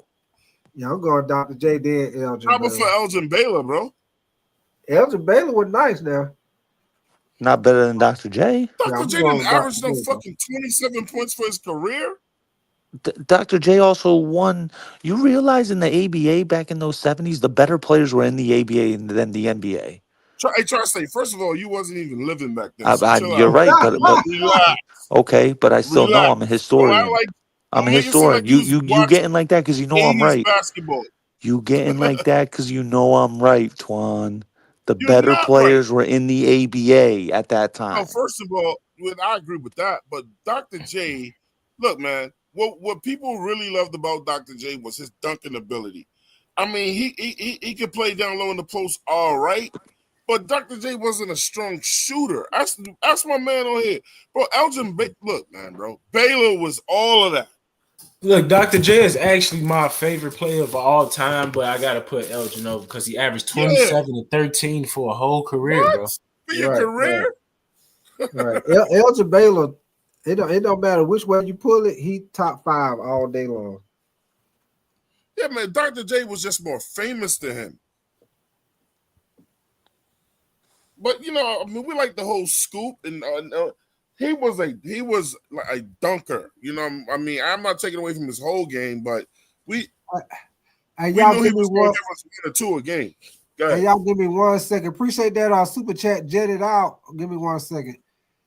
Jetted out said, I got a question for y'all. You say it's all basketball, it's NFL. You say it's a good topic. You say, but if you can, name your top 5 wide receivers that was white wide receivers. Ooh, that's a good one, jetted out. Shit. White He wide said receivers. top 5 wide receivers that were Steve white. Largent. You said Steve Steve Largent. Largent. Fred Volitnikov. Oh damn. It's already starting to get low. Shit. Old boy from Green Wes Bay. Jordy Nelson. Jordan Nelson was Hold nice. on. Would who would you have higher? Jordy Nelson or Julian Edelman? Did you say Steve No, Largent? I'm going Jordan Nelson. Oh, I said Chris Steve Collins, Largent. First Chris person I said was Steve. Collinsworth, Huh? Chris Collinsworth. Oh, Chris Oh yeah. Collinsworth was tough. Who was the dude play for the Raiders? It's Fred a white guy Biletnikoff. played for the Raiders. Fred Biletnikoff. Yeah. Okay, you got to put him in there. That's before my time, bro. I can't talk Yeah, to people I ain't never Yeah, seen. that's before my time too. But What about I Wes don't see- Welker? I don't Wes see Welker, like yeah. Wes Welker. yeah, I don't see like highlights and shit. Hell, if you're gonna talk about it, then That dude- Adam Thielen should be on that list. Adam Thielen, hell no, top Hell 5. yeah. But you must not see Adam Thielen's his entire stats. Yeah, I mean I You see know his what's that entire dude, set, bro? but I ain't put him over. I ain't put him over Julian Edelman. I'm not putting him over. Shit, I ain't putting him over John Beebe for the back in the day for Buffalo. What's his name? Was it John? You know who? John Beebe? We gotta say Don Hudson, Hold on, bro. let me look this shit up. Let me look these people up. Bro. I gotta look at my Googles now, bro. I ain't You putting feel him me, over God Body for Sean? Buffalo. Don Hudson's name Was needs it to be Don mentioned. Beebe? John Beebe for Buffalo? You said Don Hudson? Yeah, his name needs to be mentioned. That man was Oh, doing for the historical Packers. shit. Yeah. He was doing historical shit in his time. They Damn, got this Eric nigga got, oh Decker. my God, 116 games, 99 TDs. Shit. Oh, I forgot about Jordy Nelson, bro. Jordan. That's why I said Jordan Nelson. That's our boy from the Packers, right? Yeah. Yeah, Ricky said Pro. Jordan Nelson. Ricky Pro. Ricky Pro for the Rams. Hey, Cooper Cup. You got Cooper Cup. You Cooper got to put Cup him up in there. because he was Triple Crown one at one time. That don't Tight mean ends were included. I would say Greg Olsen. Yeah. What about Lance Allworth? Who he play for? Lance Allworth. Who he play for, Nick? Lions. I don't know who that is. It was nice. It was Tommy a Yeah, receiver big play. tight. It's a Hey, yeah, receiver big play tight. for the Chargers. But they got, but hey, look, I'm going to my Atlanta. But they got motherfucking Adam Thielen top 10. Yeah, I figured he was top 10, You better but do he your ain't, Googles. he ain't top says 5. Vince Though. I know he Papale. ain't top 5. He said Nah, I Vince ain't say top Papale. 5.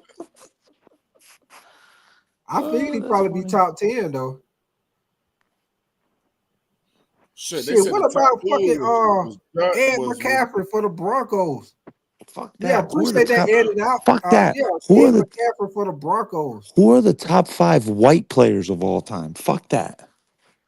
You NBA. talking about skill position? No, let's stay NBA. with this football shit Oh, for you right talking now. about you want to First of stay with the all, football? yeah, I want to say something real quick about that top 10 list too. Nobody, I'm not recognizing nobody in that top 10 list that played in an all-white league. Fuck all of that shit. You ain't had no competition. That ain't real competition. Yeah, it's got to be some brothers on the field with them for me to count that shit. Like, so whoever the hell Don Hudson is in 1999, man, it wasn't no brothers on the field with you, bro. Nah, that shit would be different. It's like the whole Babe Ruth shit to me, though, tight. You know, the motherfuckers was patenting his stats and writing shit down in them books that didn't. Fat ass Babe Ruth, he ain't play against no brothers. No Latinos or nothing, bro. Nah, it can't be just white on white, bro. Like, nobody wanted to see that. Nobody, look, people would quit sports if you had to watch that shit now. You ain't making no money. I tell you one thing. I tell you one thing with the baseball, right quick. Hey, even though they took the steroids out, but when the steroids was in, that's what baseball was on and goddamn popping. But hey, it was must see TV. Hey, shout out to Purple. With McGuire, Sammy shout out to Sosa, Purple. Barry Bonds. Yeah, exactly. That Shout shit out to was Purple. must He see said TV, Babe hey. Ruth. He said Babe Ruth great, but he didn't play no brother. Check this out. He ain't playing against the Negro League. I don't want to hear it. Ever since they don't took the steroids out of basketball, you ain't seen nobody hitting home runs out the goddamn stadium. Hey, Twan, just imagine, man. I know you don't see them goddamn baseball stadiums.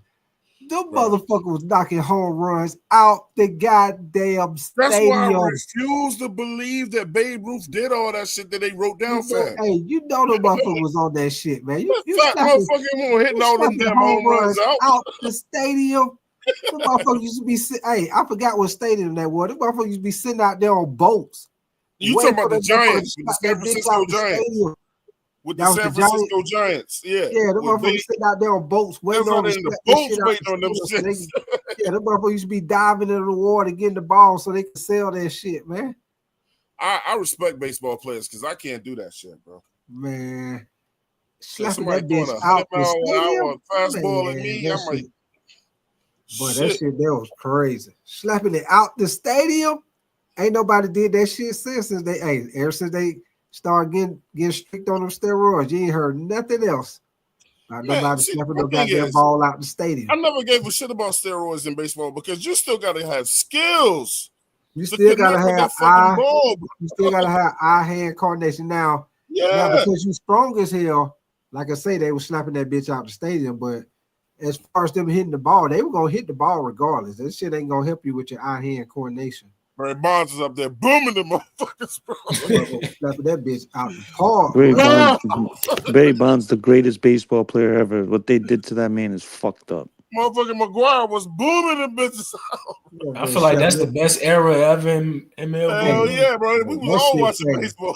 Them niggas were hitting 70 home runs. You had Jose Canseco. What about the kid, bro? 70, man, 70 home runs. Ain't nobody did that shit since.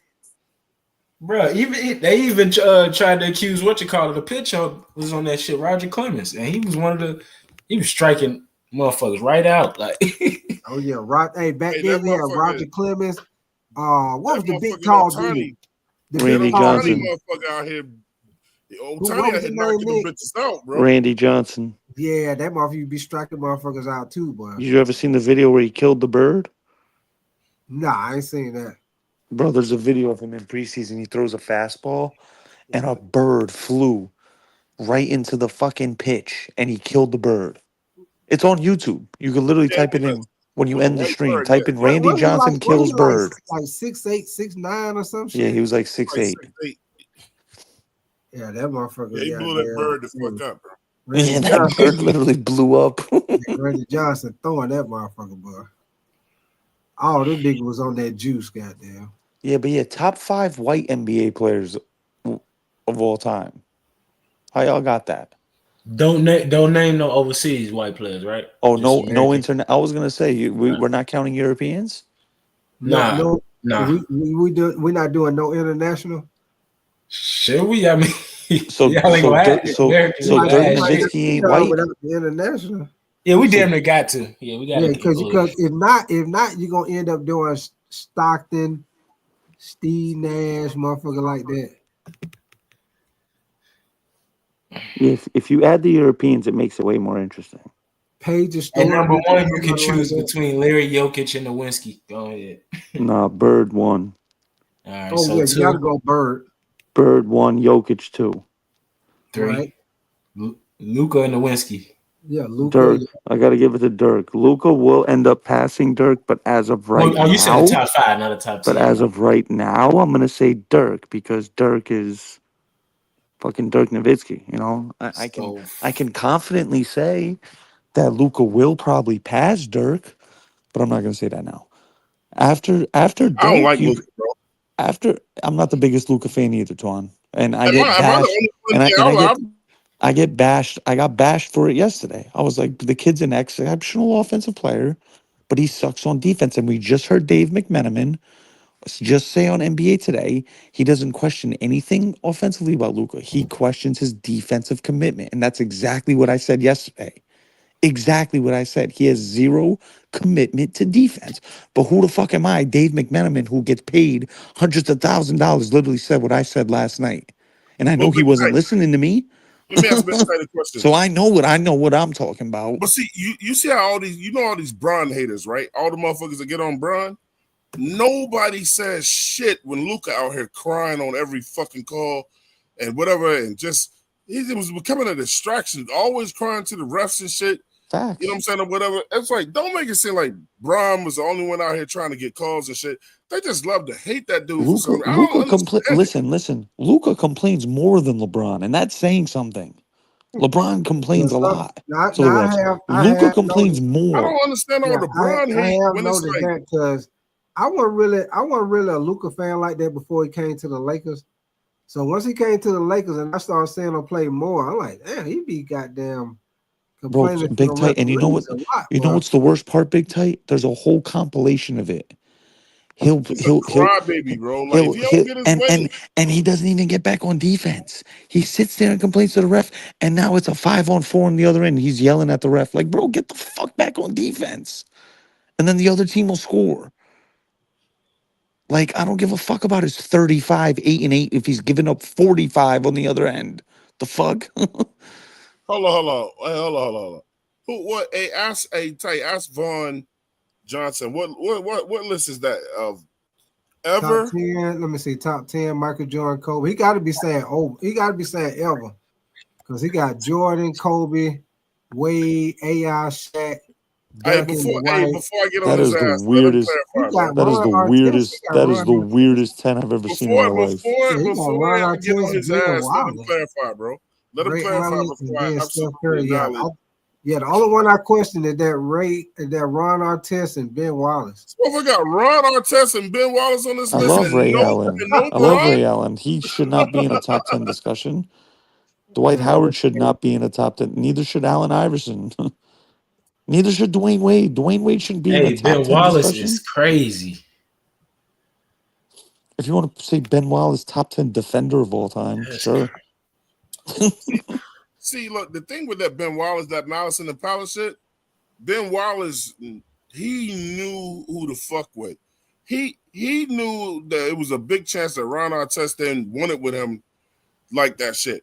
Ben Wallace, look, I seen Ben Wallace get abused by Shaq. He ain't never approached Shaq like that, bro. Yeah. I You seen know, him get nobody fucking couldn't. abused. Shaq in his prime, Twan. You know, nobody couldn't do shit with Shaq in his Bro, look, prime. I seen Akeem Olajuwon abuse his ass. He ain't never coming to King. Man, look, these dudes that like to fight, they know who to fuck with, bro. Yeah. Hey, that's anybody in life for sure. Motherfucker know who they can fuck with and who they can't fuck with. Hey, I know one thing. Ben Wallace is someone I would not fuck with. They said he used to bench 225 37 times before games. That don't mean you can Before fight. games. That was a Big Take. That was his pregame ritual. That don't mean you can fight, though. Yeah, I hear you. It's just like Don't everybody mean you afraid of fight. Shaq. I never Like, said you could I fight. give you a All I'm y'all saying ever prime. is, seen Shaq fight Nick, anybody? I give you a prime example how strength don't mean everything. I give you a prime example. You would get First your ass time, knocked out. hey, Twan, I always have a story I tell people. When I first went to Mars Brown, first got there, you know, they took us around like I told you. We had a brand new ass stadium from the Olympics. Mm-hmm. So we had upper body weight room, lower body weight room. So they taking us around, they showing us all around, little freshman football team, they showing us around and stuff. So we go down to the stadium. They show us the upper body room. Now, first they show us the lower body room, upper body room with that. Hey, we hear motherfucker in there out there playing the boombox in there lifting weights, like sound like motherfucker on the program. In there lifting weights. So we peep in the door, like, what the fuck? We peep in the door. This nigga got 4 45-pound plates on each side, Twan, pushing that shit on the bench press, just pushing that shit. I'm like, damn. That's 4 or 5. Hey, Twan, yeah, that's 4 or 5 all day long. I'm like, what the fuck he play? Hey, the coach said he played linebacker. So, you know, I played tight end. So the first thing they do is start talking shit to me. Like, hey, that nigga go goddamn tear your goddamn head off coming across that middle. I'm like, shit, you know me, I'm gonna read them zones and shit. He got to catch me. I'm sending them hoes. He got to goddamn catch me. So, hey, Twan, time we get out on the field, you know, the first 2 days, t-shirts and shorts. They goddamn third day, goddamn, hey, we put on helmet, shoulder pad. Hey, they're like, hey, we finna separate the men from the women. Goddamn, strap your shit up. We live.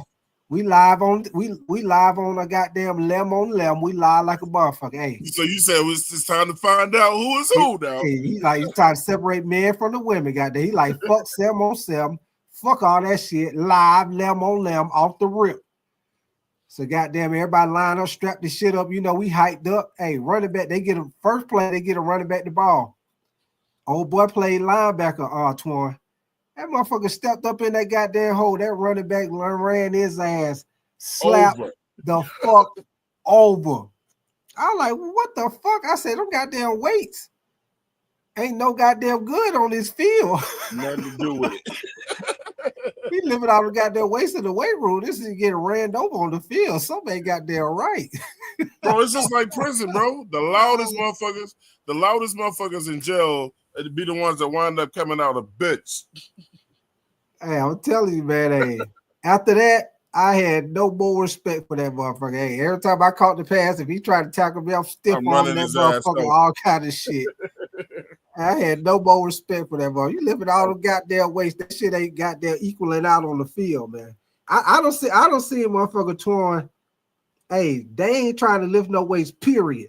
Unless the coach got you lifting weights. Go out on the field and you couldn't goddamn tell they ain't lifting weights because them motherfuckers strong. They just naturally strong like that. They get out there on the field like they're balling. Get in the weight room, they bullshit like a motherfucker. Yep. That's how it is, man. There was a dude on that team named Henry King, man. That motherfucker was squatting 7'10", bro. I mean, can lift more weights. Excuse me. What? More weights than anybody, but Whoa. Squatting 7'10"? Bruh, it was motherfucker was a beast. Yo. 7'10", Henry King. They still got his name like on the chart, like for like 7'10" is diabolical. Type, did y'all ever put up like the guys who squatted and benched all that shit? Yeah, we did all that shit. That shit was you put all that shit on the list. Still up there, bro. But look, you put all that shit on the list. We used to have the test when they test everybody. You know, bench press, squats, 40 times. They testing every goddamn body. They put that list out there. This dude I'm talking about, tight. Yeah. I mean, fucking Tri-State. Yeah. Man, seeing this motherfucker get into a fight with a dude after a party on campus, right? I'm like, oh, Henry already beat this dude the fuck up. Got his ass whooped. Them weights didn't mean nothing. Hey, the bigger they are, the harder they fall, right? Yeah, usually. I'll tell you one thing about me, man. Hey, the hardest hit, one of the hardest hits I ever took. It's from a little nigga. A little motherfucker goddamn smacked me so goddamn hard, Twan. I almost started singing goddamn light bright. Look at the color lights. Hey, that's the only thing came in my mind. Motherfucker slapped me so goddamn hard. Hey, I wasn't expecting it. Bruh. Twan, I wasn't expecting this shit because motherfucker was a little motherfucker. Hey. Yeah. That motherfucker jumped up, smacked the goddamn tartar sauce out by. Damn. Hey, that motherfucker Like slapped that? goddamn lemon pepper wings out by. Bro, I got my bell rung in high school, bro. Shit. Oh shit. When tight, what he trying to tell you, bro? Look, all I saw was fucking stars, bro. I tried to get up slow, like, bro. I didn't know where the fuck I was at. I really did. That motherfucker slapped the goddamn Stetson deodorant out.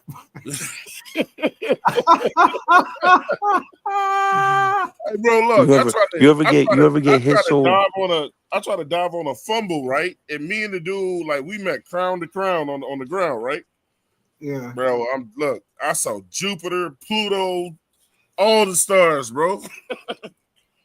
I know I had a concussion that day, bro. Hey, you know when you know you got hit hard? When your teammates telling you, yeah, don't get up too fast, dog. Take your time. Take your time. Bro, I was fucked up, tight. I never forget, boy. I got hit one time. Get my ass, bro. I'm out here fucked up. I'm out here saying shit I ain't supposed to see, bro. Yeah, I got hit in practice one time. I kept getting open. And the coach, the motherfucker kept having to run and shit. Hey, shit. Motherfucker caught my ass coming up the seam. Motherfucker knocked my goddamn chest strap. Mouthpiece came out. Goddamn one of my ear pads came out. Hey, I was straight, though. Even though he knocked the shit out of me, Twan, I was straight. I was trying to find my goddamn ear pad. I was like, what the fuck my ear pad at? Everybody talking shit. Yeah. Yeah. You know, yeah, motherfucker, you come through here. Yeah, this is what you gonna get when you come through this motherfucker. I'm like, fuck that. Where's my fucking iPad at, man? Where's my Well, mouthpiece? bro, you broke the rules, bro. You know you ain't supposed to be trying to shine in practice like that, bro. Hey, Don't be Twan. out here trying to embarrass nobody, bro. Hey, Twan, when I went back to the huddle, guess what they told me? What? I was straight. I swear to God, I was straight. I went back to the huddle. Guess what they told me? Hey, you go on the sideline for a couple of plays. I was like, no, Yeah. I'm straight, man. I'm straight. They're like, no. Don't throw that shit back to me, bro. They're like, nah, you go over there on the sideline. I'm like, no, I'm straight, man. I'm straight. They're like, nope. Your Well, ass on motherfuckers the have to start running sideline. laps because of your ass. Yeah, that was a quick lesson learned, Twan. Quick lesson learned. We're gonna like tight ass up. Well, yeah, don't be trying to goddamn show out in practice like that. Nigga will Trying to start goddamn in practice, bro. yeah, motherfucker will goddamn okay. turn your lights off in that bitch. You know the other thing too, bro, with football teams. You know, football teams, you know, we was a bunch of jokesters too, bro. Like, we would really fuck with your life, bro. Oh, yeah, like, for sure. You be in the showers and then you can't find none of your fucking clothes, bro. Oh, yeah, they gonna get you with that. How you gonna get back to your dorm room? They gonna get you with that. Hey, you be there, take a shower. Hey, you get ready to come out that motherfucker, all you goddamn. You be in that motherfucker holler. Hey. Quit goddamn playing. Give me my shit. Hey, we used to do the same shit to us. Take motherfucking clothes. They be in that motherfucker hollering. Hey, give my shit. Motherfucker be like, fuck you. Football is way more personal than basketball teams. Oh, all the time. Because you know, a football camp, motherfucker go get in fights, all kind of shit. You know, the first couple of days, motherfucker be playing all goddamn night. You get no sleep. For a couple of days of football camp, you get no goddamn sleep. And it's always gonna be a fight because somebody gonna play too much. Somebody gonna get tired of that shit. It's gonna be a fight. No, all somebody had to do was hit your ass too hard too in practice. You're like, you want to play like that? Okay. All right.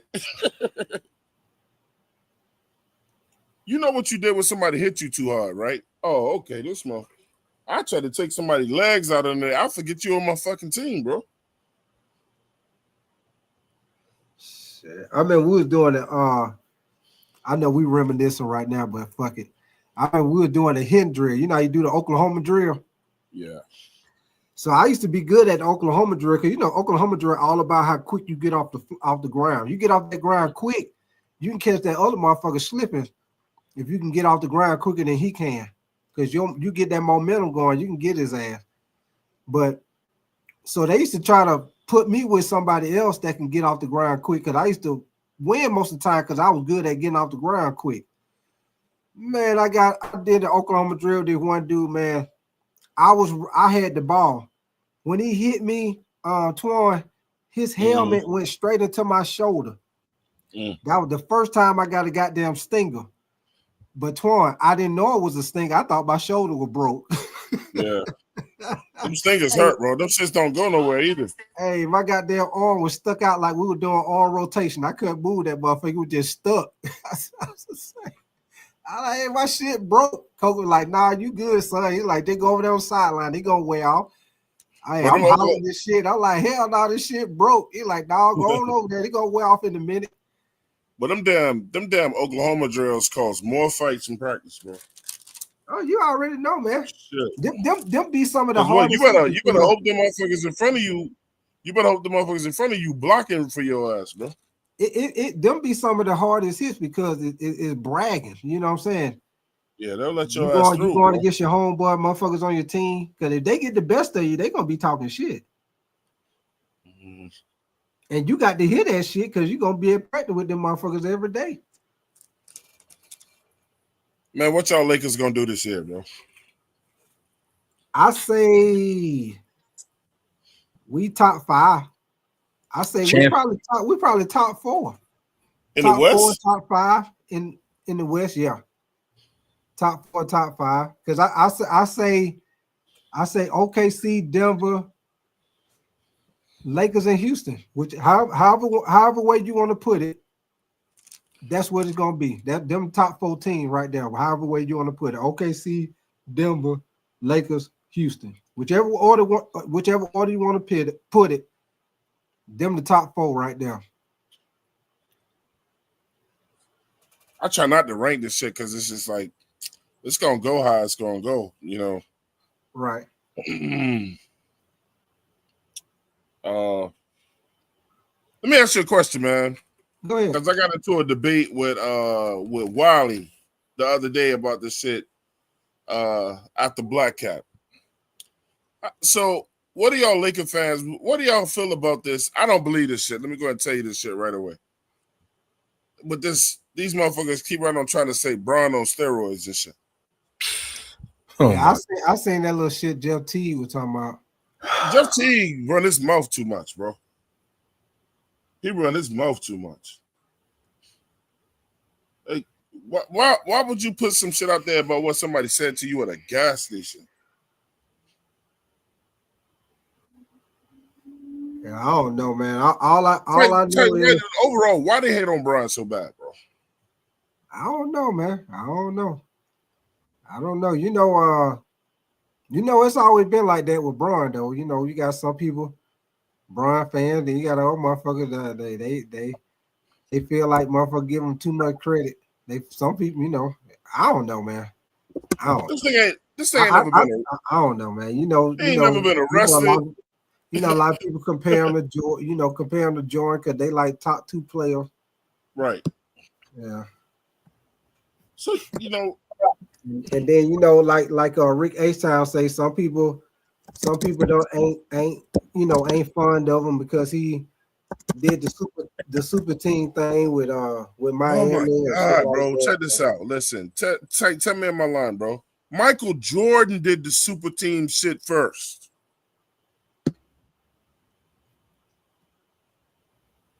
What you talking about when he got Rodman? He went out and got Rodman. He went out to get. I mean, Pippen. Well, Pippen was drafted to the team, right? He couldn't beat Rodman. Rodman, you remember when Rodman played on the different teams? Rodman used to always get in his shit. So, like, I don't blame him. He said, "I'm gonna look. I ain't playing against him. I'd rather have him on my damn team, bro." Right. Think about all the 3-point. Look, Steve Kerr was on the scene. That he has the highest 3-point percentage ever. Mm-hmm. All the 3-point snipers he ever had was seen Paxton, Armstrong. You know, you went and got Tony Kukoc, the best European player at the time, to come play on that damn team too, bro. Like, they get on Bron, but Kevin Durant went around to the teams that didn't need him. Right. Like, I don't understand why the Bron shit is so bad, bro. Like, this motherfucker self-made billionaire and they hating on him. Motherfucker ain't never been arrested. Yeah, he ain't got no illegitimate kids out there. You know what? That's hard to believe as a athlete like that. Like he ain't had no running. He don't get in no trouble. Yeah, like, you ain't heard nothing about bro? no DUIs. You ain't heard nothing about no shit at the club. You ain't heard about nothing. He ain't walking around with fucking guns and pointing guns and shit. And yeah, that motherfucker been straight and narrow, like, you know what I'm saying? Because usually, you know, every once in a while, you might hear somebody get into it at the club. It might not be them. It might be their homeboys, but because they with them, they name get associated because they the big name. Right. You ain't heard nothing about nothing. But his friends are all millionaires because he made them that way. Hey, he ain't had no club situations. This You shit ain't is heard jealous, shit about no strip clubs. You ain't heard nothing about no. Is jealous, bro. You ain't heard nothing about no side chicks, no side babies. You ain't heard that about nothing. None of that shit. Nothing. Nothing. Your boy been goddamn straight and narrow. And if he has done something, he's human. I mean, we don't know about it. Yeah. For sure. I don't get it, bro. You said LeBron caught wearing a maid skirt. I think I seen that picture too. I don't know if that was some AI shit or what, but Man, that was some AI bullshit, bro. yeah, I don't know what it was, but that shit was wild, bro. For sure. That shit was wild. So what you think y'all gonna do? Knicks fan, what you think y'all gonna do? I mean, man, look, I feel like we one of the best teams in the East. I hate what happened to Tatum, but Boston is clearly not going to be the same team. Right. I think the Magic can make some noise. I think Detroit, you know what I'm saying, like they can make some noise. With what they doing and shit. And of course the Cavaliers, but I don't see a more complete team than us. And like our depth is crazy now. So I don't know where we'll finish, man. I just care about where we're going. What? Okay. What?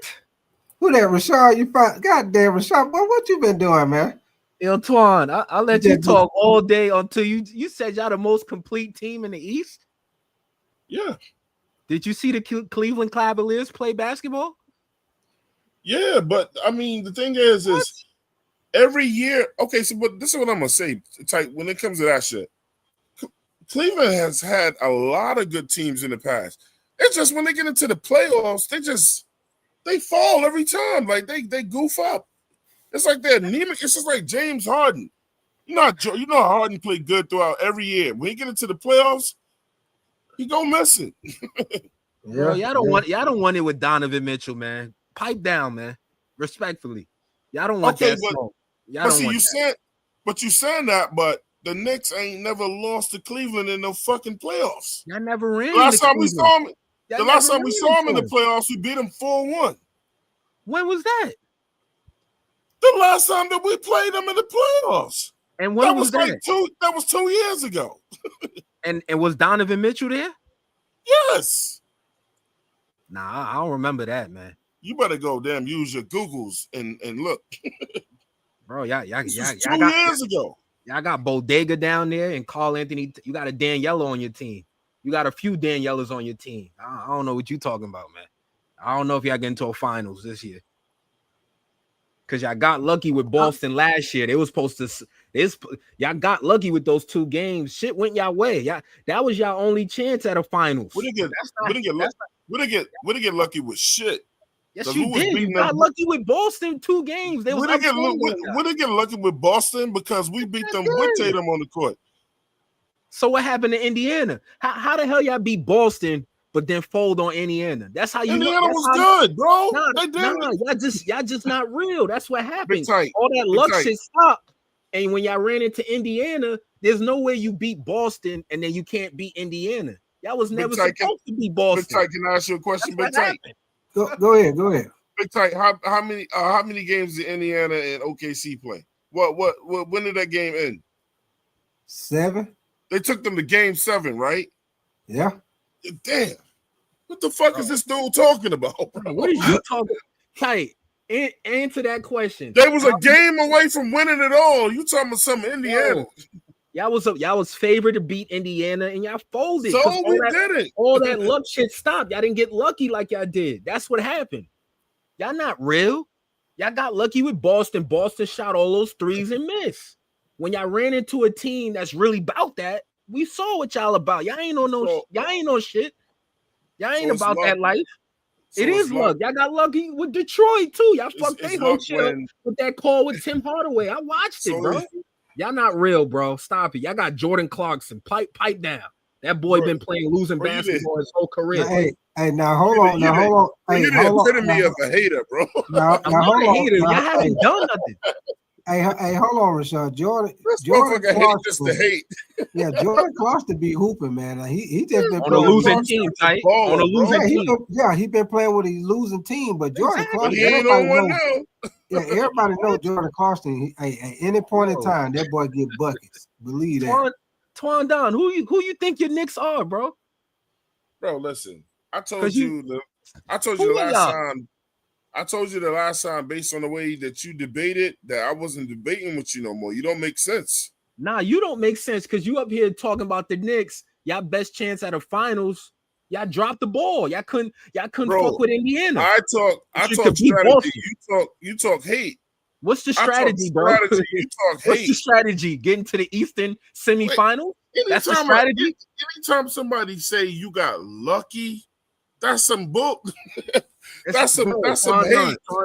Tondon. You dunking the question still. How do y'all beat Boston, but you couldn't handle Indiana? Answer that question. Indiana took OKC to 7 games. He's still ducking the question. What the fuck, Ty? I'm answering this question by saying that. You're running away from it. I'm proving my point that y'all had a good series with Boston. Bro, Indiana was 1 game away from winning it all. You're making it seem like Indiana sucked. Tight, he's running. I'm not saying they suck, but tight, who did we favor? Boston or Indiana? Who's the team to beat, tight? Ty, talk to your hating ass brother, bro. Twan, you delusional. Who was the team to beat? Boston or Indiana? Ty, tell him for me again. Hey, Well, you look, talk Ty, to Ty. you're not gonna Hey, answer you the talk to question. Ty and Ty talk He's to a me, man. Don't delusional talk Knicks to me, fan. bro. He's a delusional. You're not gonna answer my. I'm putting you on trial. Answer my question. Who was You the talk team to Ty to beat? and Ty talk to me. Twan, you running again. Who was the team to beat? Boston or Indiana? It was the Celtics, right? Oh, correct. And what did everybody say? The Knicks are going to the finals. Y'all beat Boston, so y'all should have beat Indiana. What happened was y'all didn't get lucky with Indiana. They was on y'all ass. Y'all didn't have a team. Y'all didn't have a team drop a 20-point lead. I'm gonna tell you what happened, Rashard. Because those games that the Knicks beat the Celtics should have won those games. I think 2 or 3 of them games, the Celtics was up by like 20 plus points. 20 plus, tight. That's what I'm because saying. they were shooting out on 3-pointers. And I blame that on the coach also, Rashard. They shooting out them damn 3-pointers. The coach should have, as a coach, you should have been like, hey, call a timeout and let their ass know, hey, the 3-pointer ain't falling tonight. Yeah, don't blame it on the Knicks. Shoot some damn mid-range because the 3-pointer ain't working tonight. So it was like 2 or 3 games they came back that they shouldn't have came back. Tight, you just made my whole point. Thank you. They should have won. You just said exactly what I just said. They should have won both games. The Knicks were able to get by those 2 games. All right, they got lucky. When you ran into Indiana, none of that shit happened. And that's what happened. So that showed me the Knicks y'all ain't real. How do y'all beat Boston, who was the team to beat, but you couldn't handle Indiana? It don't make sense. It shows me y'all got lucky and y'all not about that. And that was your best chance at a finals. Y'all not going to the finals this year. Detroit, Cleveland, and another team you sleeping on is Miami. I don't think y'all can fuck with Miami. I'm dead ass. Bro, I'm sleeping on you because you're corny. Oh, but yo, Twan, you can say all that, but y'all ain't what y'all did though. Why y'all didn't beat Indiana? Explain that. The floor is yours. The floor is yours. You know what it is? Like, the way you debate is a lot of female energy. It's a lot of female energy. You want to argue with somebody. You try to create a Big Tight. I don't know, Big Tight. Listen to this. I don't know any other way to explain. I don't know why Big Tight has been quiet about it because he knows. Big Tight, how many games did Indiana take OKC to? There was 7 games. Game 7. So, Big Tight, would you say Indiana was trash? Or they was better than everybody thought? There you go, delusional, bro. Indiana had a good team. I just think it was better than anybody thought. Indiana was trash. I just think the Celtics, as a coaching staff, they didn't make the adjustments. Yeah, They was on with the 3-pointers and they didn't make the adjustment. They kept shooting the motherfuckers in the We made the adjustment. They did it. And let the Knicks come back on them. I think they came back on them, what, 2 or 3 times? down 20 twice. Yeah, I think it was like 2 or 3 times they came back from 20 and won the game. Bro, your 2 best players. It's like as a coach. Tight. We ain't gonna do that. You see the shot start falling off. You need to call the timeout and let them know, hey, we got to cut these 3-pointers off. Tight. We're It's, not it's a gonna do it. 10-point Tight. game now. We got to Tight. start attacking the basket, shoot some mid range. You got to stop Tight. shooting at 3-pointer. They ain't fucking falling. Tight. We watched the Knicks and Pacers series. Yeah, we All did. right? We know what the problem is. The problem is they two best players went missing the whole series. That's what happened. Let's stop playing games. Towns got wait, hold on, because you talking about I'm emotional. Let's talk facts. I watched Towns get benched in 3 games. Is that false? Your second best player. I watched Jalen Brunson get benched as well in a fourth quarter.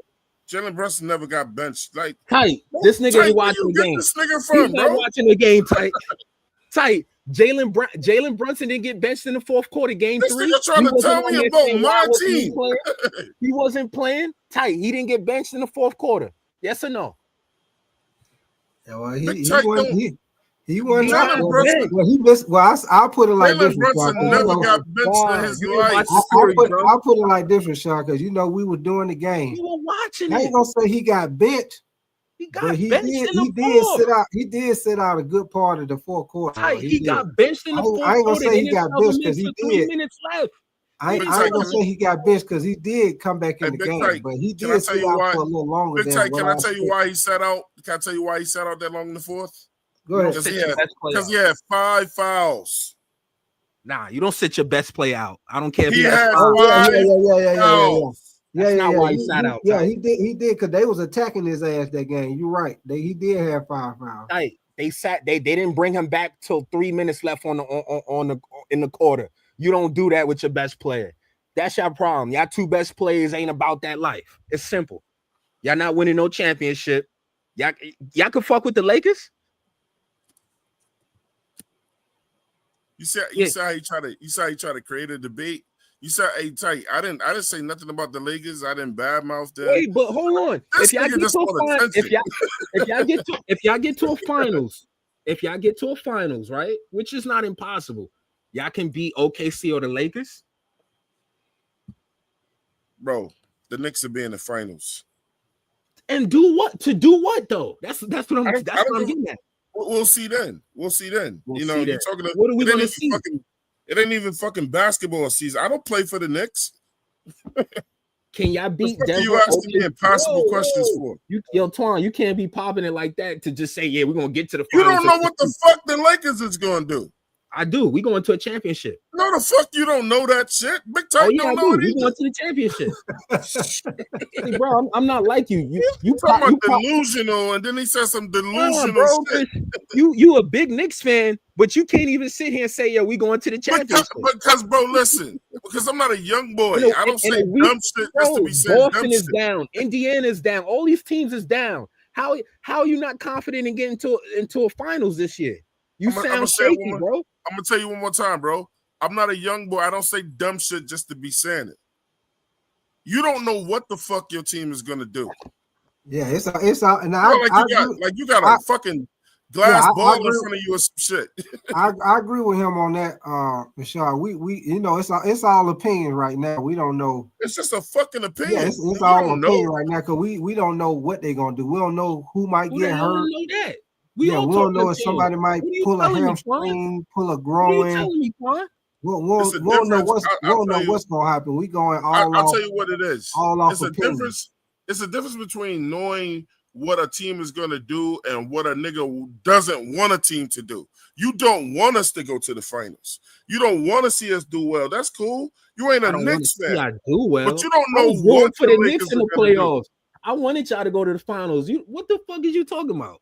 I was up here on Tight saying I want the Knicks team to go to the finals for. OKC. What are you talking? That was your best shot at a final. What you want my team to go to the finals for, bro? Because you trying to sound like I'm a Knicks hater. I was up here saying I want the Knicks and OKC. You are fucking Knicks hater. No, I'm not, bro. You have Jalen Brunson. What is wrong with this dude, bro? Bro, you delusional, Twan. I ain't even gonna lie, bro. He just came on here. Yo, the Knicks ain't shit. Nobody said nothing about y'all garbage. When did I say the Knicks ain't shit? You misquoting me, bro. I said y'all not going to the finals. The Knicks ain't gonna do this. I said y'all not going to the finals. Lucky. That's all I said. Your Knicks is lucky. Y'all did get lucky because how do you beat Boston and not beat Indiana? Everybody had the Knicks beating Indiana. Clearly better than we everybody had the Knicks beating Indiana. We're not finna do this, bro. You're not even standing behind shit. Everybody up there was saying the Knicks was gonna beat Indiana, and y'all didn't do it. Y'all didn't do it. Big Tight does a basketball show. Remember, Big Tight can tell you everybody did not have the Knicks beating Indiana. Tight. We didn't have the Knicks beating Indiana. Tight. We didn't have the Knicks beating Tight Indiana. ain't everybody, and you ain't everybody. Tight. We didn't have the Knicks beating Indiana. ESPN had Knicks beating Indiana. Everybody did, bro. It just matters what you and fucking Tight says. Hey, give me one quick second, man. Hey, y'all most definitely make sure y'all double tap the screen and subscribe to the channel, man. Y'all got it, man. You know what? You're right. I'm gonna stay on the west side. You get emotional with your Knicks, and y'all I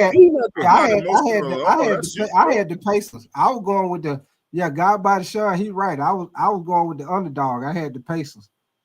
I went with the Pacers all the way through the playoffs. I was going with the underdog.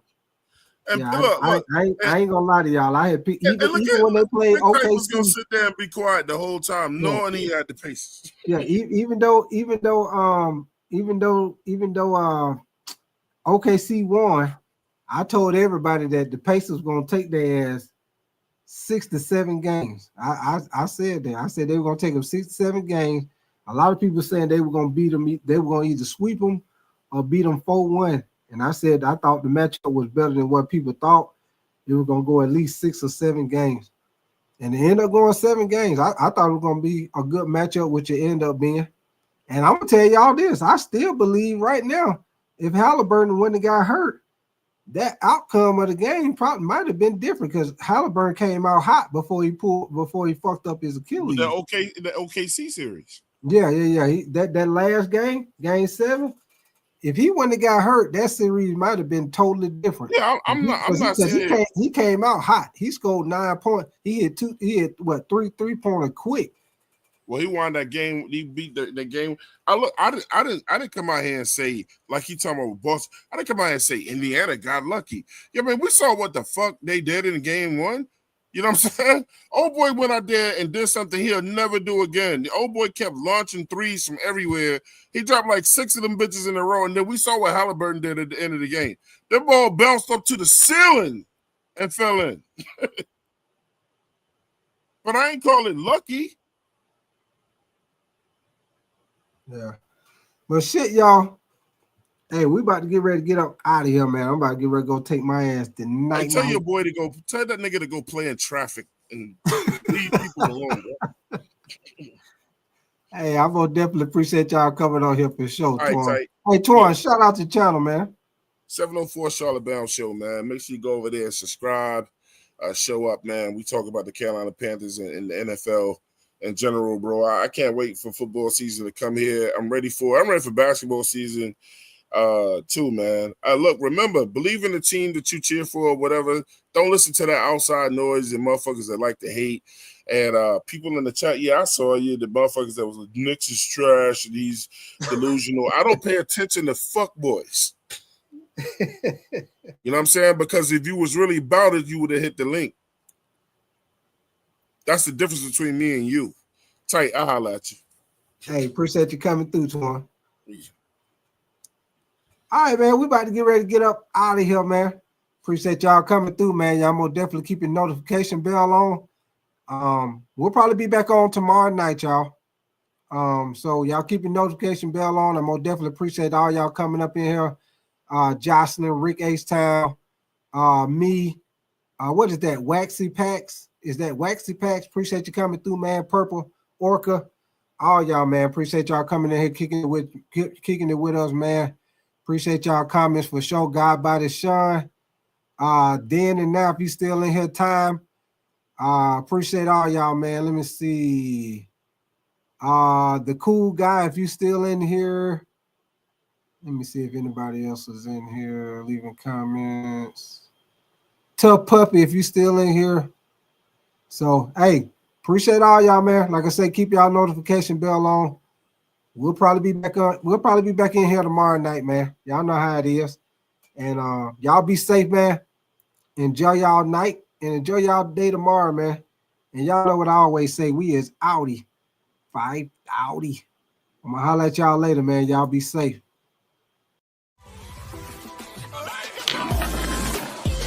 Bye.